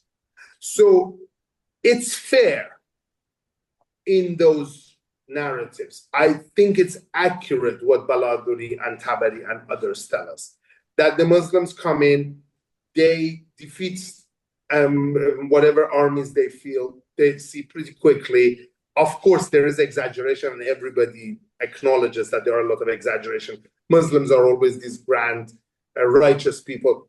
I like the sentence that gets repeated. The commander of the opposing army, whether Roman or Sasanian, always says this: oh, these people cannot be stopped because these are the people who love death as much as you love life. So of course there is no force to stop the group of people who love death more than you like life. So, of course there is exaggerations like that. But I think that, with give and take a few years, the early conquests in Mesopotamia and Syria are pretty quick, and I have no reason to doubt this rapidity of this conquest. The part that I am trying to put the argument is why? Why should we?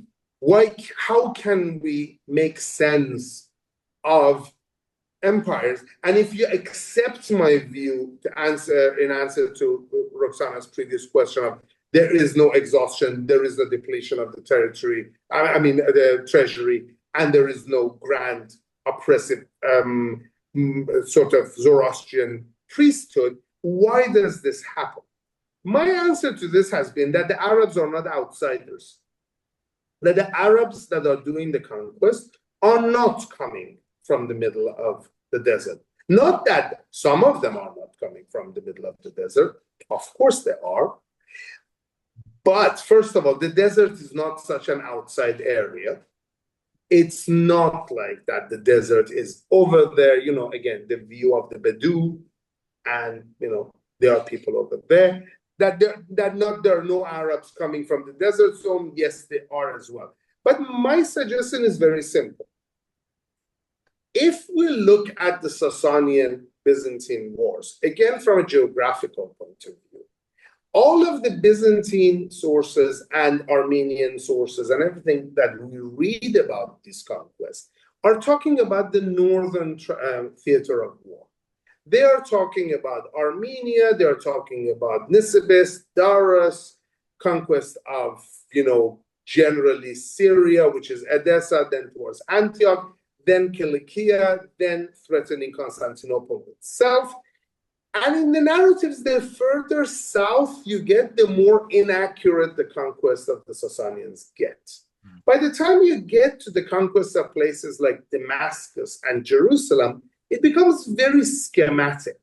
It's like, yes, there is an explanation that this Sasanian commander, Shahbaraz, comes down from Antioch, takes over Homs, then comes to Damascus, but then there is another route that comes through Accra and comes to Jerusalem. You have and it seems like there are a couple of conquests of Jerusalem, and then you have this evidence of people being taken to the desert zone. There is a massacre, which is it seems to have left a lot of impression. And then people moved east.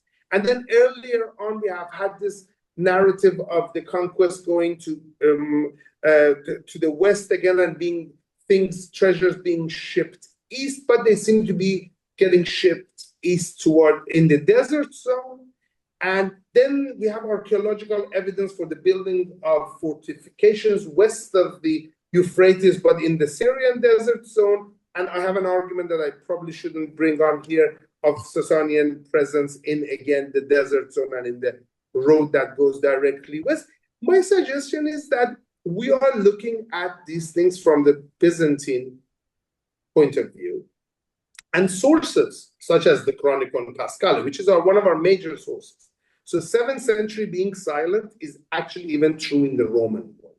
So the sources we have for the wars are contemporary. If we want to go for contemporary sources, the original criteria we have is really Chronicon Paschale and the history of the Caucasian Albania by Moses Dashoransi. These are the contemporary ones. There are a couple of poems from Georgia Pisidia, which James Howard Johnson is an expert of.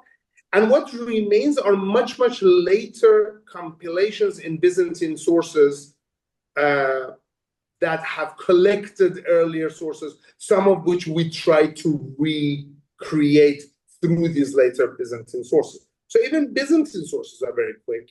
And then one of the major sources, which is Chronicon Paschale, is really only about Constantinople.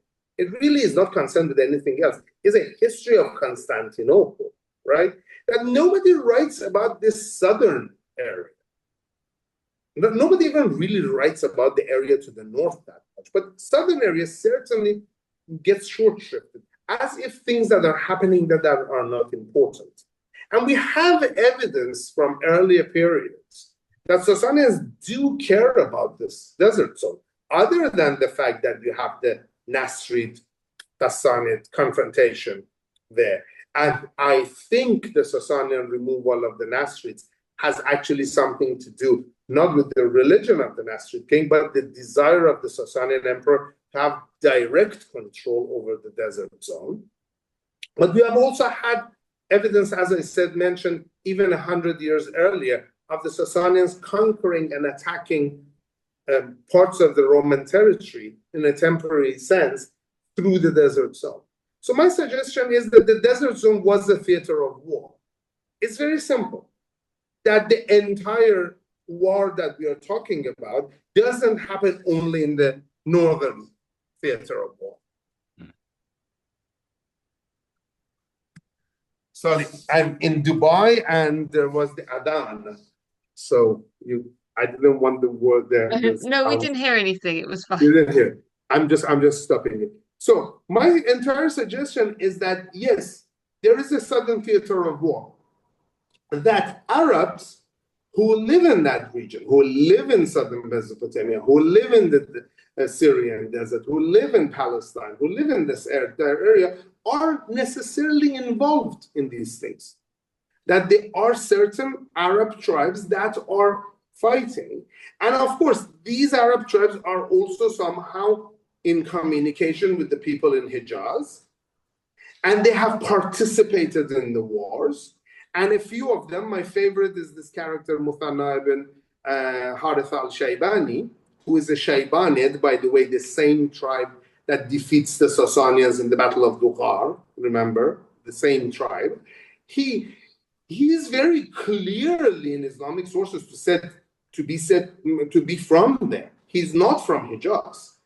Ibn Atham al-Kufi in Kitab al-Futuh actually says that he has been conquering. Musanna has been conquering.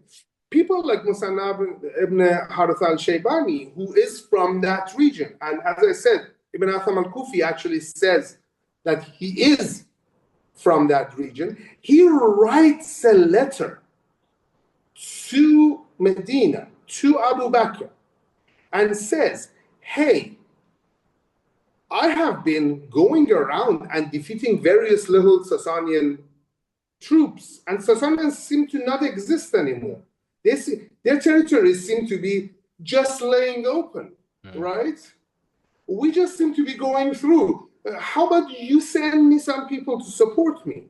And if you just follow the career of Muthanna in the next 5-6 years after that, the guy is constantly in charge over there. People from Medina keep on sending him people and say, hey, follow him. First, one of them is, well, one of them certainly is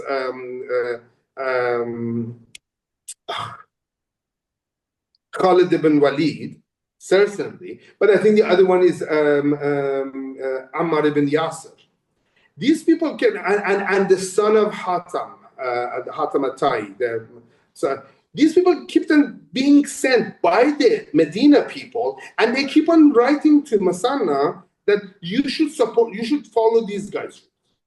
Did the Muslim conquerors encounter any resistance from local populations in previously Sasanian-held territories? Is the idea that they were universally welcomed due to popular disaffection with oppressive and corrupt theocratic rule accurate in your view? Simply put, no, the view is not that accurate, but they did face resistance. Obviously, you always would face resistance if you're attacking someone. It's really hard to discern how much each place resisted. We have evidence in Islamic sources of cities, first of all, agreeing to capitulation against payment, which would have made regular, outside the ideology, would have made regular business sense. Why not? If you are going to be conquered, and then the conquerors can extract whatever remunerations they want from you, why not? Why not give up? The places where we see actual resistance is where we have evidence of repeated conquest. That places get conquered, and then we have later notices conquests again and again. This is actually very useful when you corroborate the evidence of people who go chronologically, like At-Tabari, and you see that there are actual resistances. One major thing that gives us evidence for this is the fact that certain places never get conquered. And among the places that never get conquered are obviously East Iran, the area of, basically anything east of pretty much the area of Afghanistan, which is partly part of the Sasanian Empire, and the northern Iran, the Caspian coast, which never get conquered. And they continue having local dynasties with claims to Sasanian genealogy, connections to Sasanian nobility or the Sasanian royal family. And these places never get conquered. The second one is places, again, in Central Asia and the East, where we have repeated conquests, and that the conquests happen years later, including, for example, the area of Bukhara and Samarkand, so Transoxiana, which really get conquered in the next century or at the end of the first century of Islam. And then again, places in Afghanistan, which really get conquered not by the central, way after the period of conquest, by local forces in the East in the 9th and 10th century, a lot of them. So yes, there is resistance, but there doesn't seem to be this ideological resistance we usually see of people seeing these, again, it goes a bit racist, quite a bit racist, and a bit ideological as far as Islam is connected, that this Zoroastrian, Iranian, I'm really, really shying away from using the word, but it is used, Aryan, Indo-Europeans against this, foreign Arab strange, which very much right now in Iranian nationalism, particularly in these days that we're dealing with the political crisis and, demonstrations in Iran, gets revived. That is less of that. But on the other hand, the other side of the issue, that Islam was welcome because people were disaffected, that people were being oppressed by either upper classes and large landowners, or by the Zoroastrian priesthood, is also not true, because what you see is actually that the progress of Muslim administration in Iran within the majority of the Sasanian territories is extremely slow, and it's really not a matter of conquest. It happens over centuries. The conversions happen over centuries. You still see great communities of non-Muslims, and then you see the presence of a lot of non-Muslims within the Islamic administration way into the medieval Islamic world. And, I always point out that Islam never completely conquered, for example, Iran, because we still have native Christian and Jewish and Zoroastrian population. So not everybody ever gets converted. So the answer, I think, is very mixed. There is resistance, but it's not as ideological as we think. And it's a different type of resistance. And I think it's a sensible resistance towards any sort of attempt to control. Like you just touched upon, a great part of the discussion on the fall of the Sasanian Empire, particularly amongst Iranians themselves, particularly within the political moment we're living in at this time, has been telescoped through this very political, nationalist, ideological lens. And in this context, sort of the narrative of the conquest of Sasanian territory seems to really depend on whether one views the rise of Islam as a positive or a negative historical development. So as a historian who's working in this field, how has this hampered your ability to conduct research in this area and to engage in discourse in the popular arena about it? Very much so. It has had me having to take sides in this, which has affected me both as a historian and as somebody who just likes to study history. Even the part that I'm trying to argue, it has no ideological thing for me, and I've had a very hard time translating this lack of ideology. And I have been accused by both sides of that debate, as you bring on. I have been accused of being, by automatically, when you study pre-Islamic Iran, you're supposed to be a nostalgist for ancient Iran. You have to be an ancientist. You have to be an antiquarian. You have to be somebody who glorifies Zoroastrianism, glorifies pre-Islamic Iran. So I've had to very much push against that. And then, of course, as somebody who says that there was no Arabs on the back of horses with swords coming to Iran and making people convert. And for example, Richard Bullitt has shown, conversions largely happened in the third Islamic century, really. In Iran, conversions are a lot, and that there was no really great conquest, and that this is part of a greater global West Asian changes that are happening. And, it has to do also, we can't completely disengage this from the rise of the Tang, Sui and Tang Empire in China, and the change in direction of the trade, and all of these things that we don't have time to talk about, that there is a global historical aspect to this as well. We have to look at economic history, we have to look at social history, we have to look at environmental history, which I myself am guilty of having not looked at, and so on and so forth. And of course, being accused that, oh, you're just trying to smooth over the fact that Arabs came and forced us to become Muslim.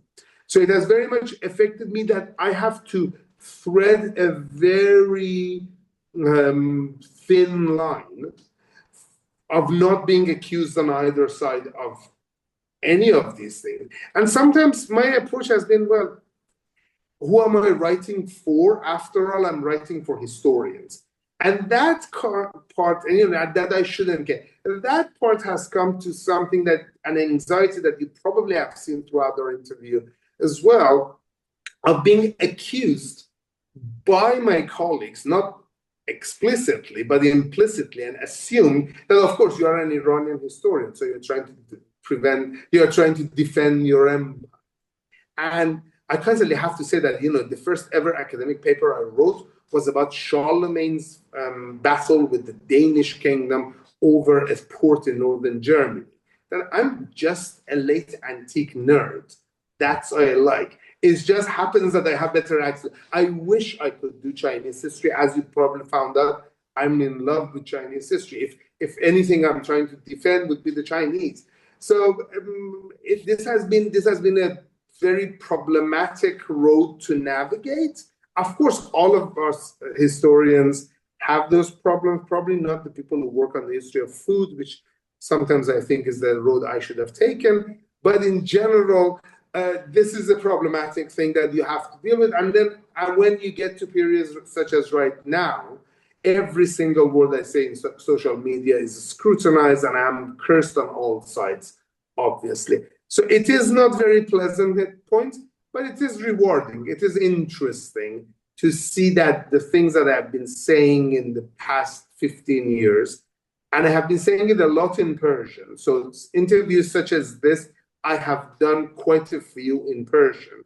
And I see younger generation within Iran who are often, because of the problems of the educational system, are not exposed to much theoretical approaches to history and to, use of newer sources. So for example, there's not much study of Armenian and Syriac in Iran in general anyway. I would love to, it's a bit of an ego thing. I would love to think that I have been the influence, but of course, a lot of other colleagues as well. But I see that they are actually listening to this, that this view of Muslims as conquerors on horsebacks, or Islam as this grand rescuing sort of messianic religion that saved us from Jahiliyyah, both of them are source of becoming less important, and the sensible historical views are taking hold. One misconception that you challenge in your research, and that is something that is so predominant in the discourse that I hear at the moment, is this idea that the Persian language was preserved because Iranians resisted Arab domination, and that this survival is like this amazing, miraculous historical event, and this testament to like Iranian cultural resistance in the face of conquest, etc. Can you outline what you mean in your work when you say that the history of New Persian is not one of survival and resistance, but it's actually adoption, modification, and it's inextricably intertwined with the rise of Islam? Yes. One of these days, we should do a second interview. I would love to. That would be so much more interesting to talk about these things in their own context. What I'm really saying in that sense is not that much. That's the part that I'm adapting from the works of much better scholars than myself to work within the historical narratives that I'm giving. So the credit of that really would go to great scholars such as the late great Richard Fry, and particularly the amazing Clifford Edmund Bosworth, who have worked on Persian.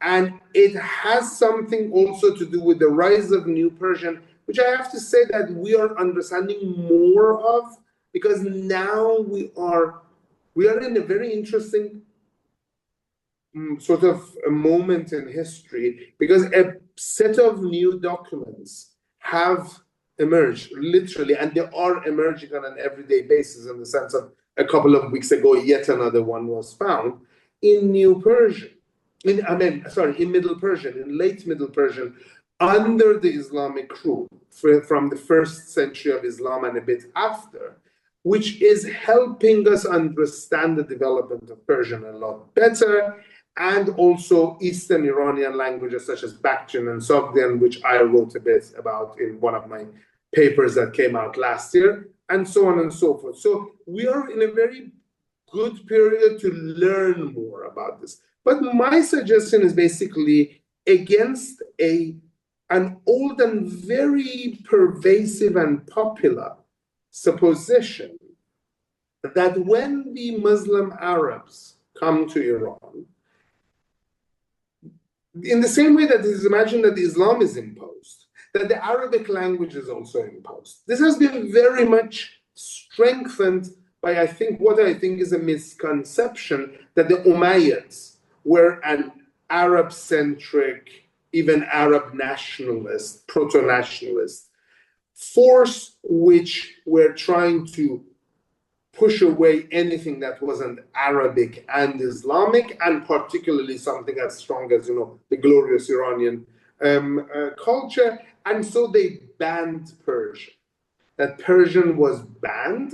And for a couple of centuries, literally 2 centuries, I'm sure you have heard of this book, Do Qarn Sukut, by 2 centuries of silence, by Abdul Hussein Zarwin Kub, that for 2 centuries Persian was banned. And then in the 10th century, in the 9th and 10th century, the Persian emerges out of the ruins of whatever remains and is triumphantly rises to power and conquers. And of course, then through the work of people like the great Persian poet Ferdowsi, survives and strengthens and becomes this language of the resistance. My suggestion, which is again based on Bosworth and Fry and others, and a little bit with what we know a little more about the emergence of Persian, is that we're talking about 2 different languages. That there was no banning, obviously there was no banning of the languages. We now have evidence. Middle Persian was used for record keeping by administration in the center of Iran in the 1st century of Islam, right? We have to the beginning of the 2nd century.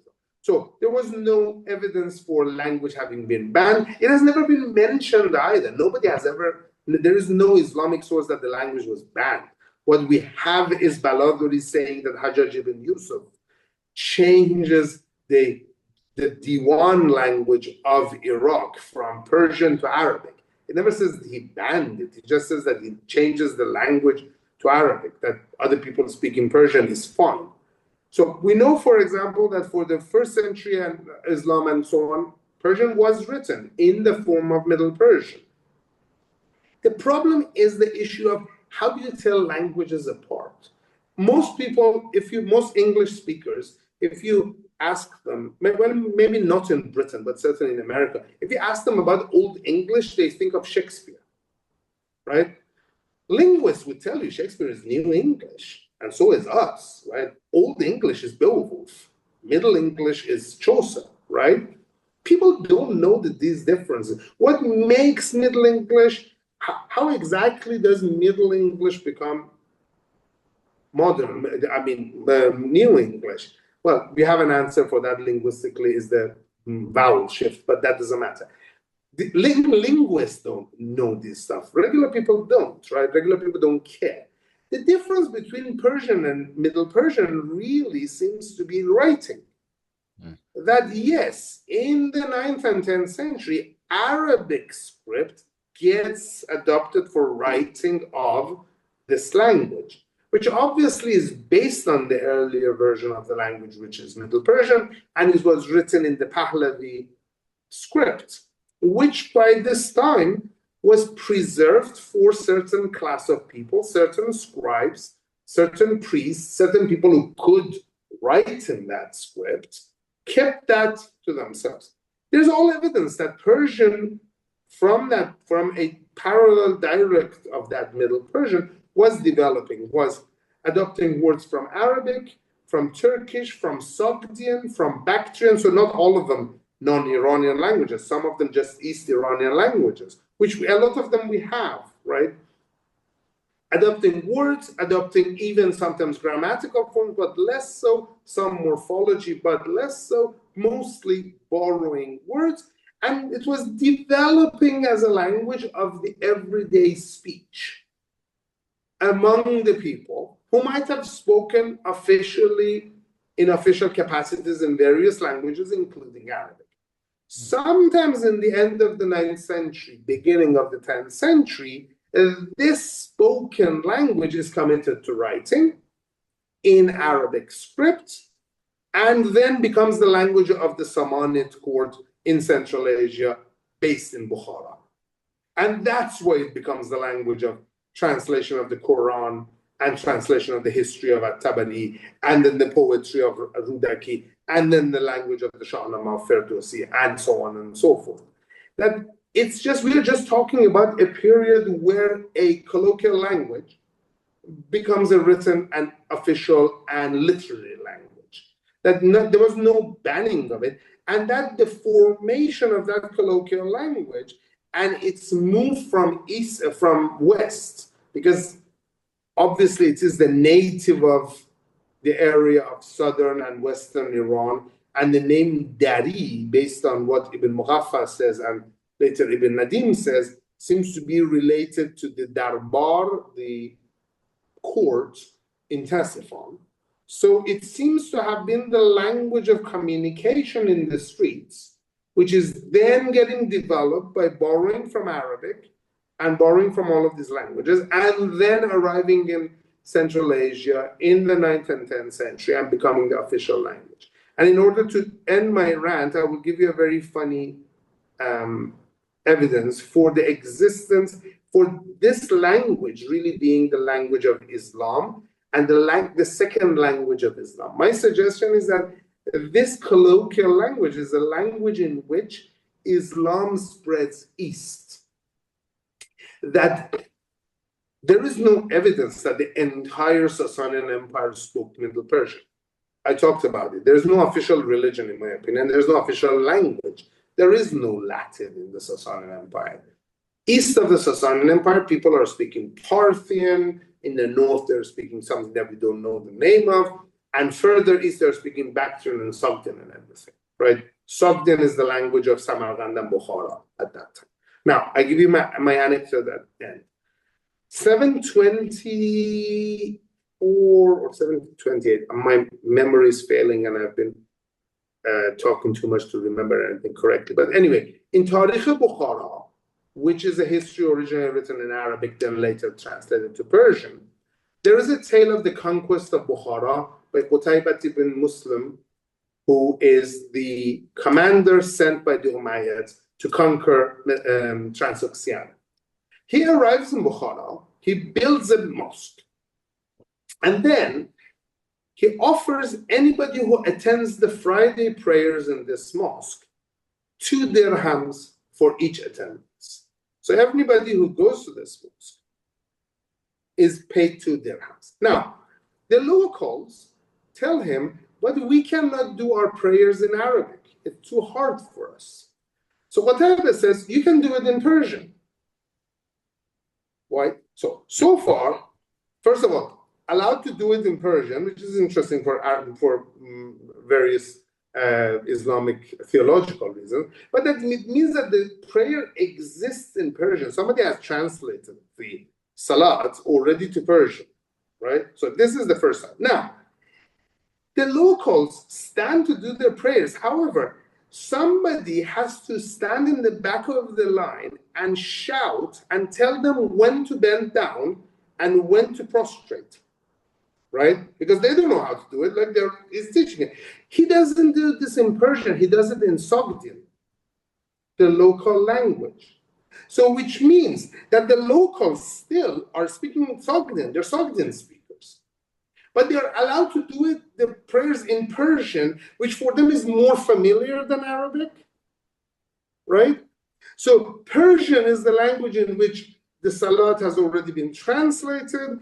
Qutaybah has people who can teach these people the Salat in Persian, but still somebody has to stand in the back and shout in Sogdian when to go down to your knees and when to prostrate. Which means that in 728, at the beginning of 8th century, there was no Persian in Bukhara, right? This would mean that there was no Persian. This might be the first evidence we have for the introduction of Persian in Bukhara. Fast forward 200 years, at the beginning of 10th century, Amir Ismail Samani, who founds the Samanid dynasty, is told that the language of the administration of Bukhara is in New Persian, and he shouldn't change it to Arabic, because, you know, we have had quite a few years of records in Persian. So we should just keep it in Persian. And this is how Persian becomes the big language of the East. And then it spreads from Central Asia back to Iran, right? So Persian is the second language of Islam. The reason New Persian survives, it doesn't survive despite or against Arabic and Islam. It survives because of it. It develops because of it. So that's my argument. But of course, the context is a lot more widespread than we can do in a few minutes. Just to pick up on one point that you made in that brilliant answer, is about Ferdowsi's Shahnameh, which it plays such a crucial role for many Iranians in the history of their literature and language. And it is sometimes characterized, like you mentioned, as composed with sort of this conscious aim of like preserving Persian language and Iranian culture. Obviously, it still plays an important role, but what role does this work actually play in the story of the development and spread of the Persian language within the narrative that you just described? Initially, nothing.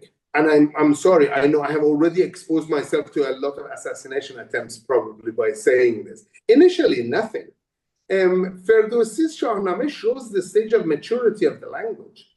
The language is not under any threat. The language is not weak. Ferdowsi's work is not the attempt of a desperate poet to preserve a dying language.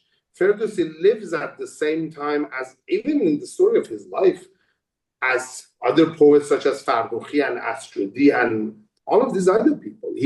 There are a lot of poets in the Samanids and the Ghaznavid court is amazingly full of poets. It is very interesting and extremely influential at preserving and popularizing a narrative of Iranian history, which is extremely important. And again, another podcast would be very interesting in that, and how historiography develops in the Islamic world and why do we have histories at all. It's very very informative and very important and extremely influential. So influential that although Ferdowsi's narrative has already been largely presented by earlier historians, such as At-Tabari, after Ferdowsi, and particularly from the Mongol period onwards, because there is a kind of a problem how popular Ferdowsi is in the first 200 years after his book, but certainly that all subsequent tellings of this narrative of history are influenced by Ferdowsi's narrative. So it's extremely important in preservation of a version of Iranian, what Professor Ehsani Shatter has called Iranian traditional history, and its survival and its retelling. Linguistically, I don't see any influence. Linguistically, I don't see any great survival of anything. But of course, later poets like Edmund Ferdowsi's poem, because of this narrative and because he's using such interesting words and interesting concepts, and I think everybody refers to him. But yeah, all poets. But my only answer is that he's not preserving the language. He's very masterfully using a very mature and very beautiful language. But there's no preservation, really. All right. And, thank you for your time. This has been a really insightful and engaging discussion. I really enjoyed it. So we're on to our last question. Looking forward, do you envisage an increase in the discovery of sources in the future that might further the evolution of Sasanian studies and make some current hypotheses obsolete? And what sort of future discoveries do you think would be the most useful?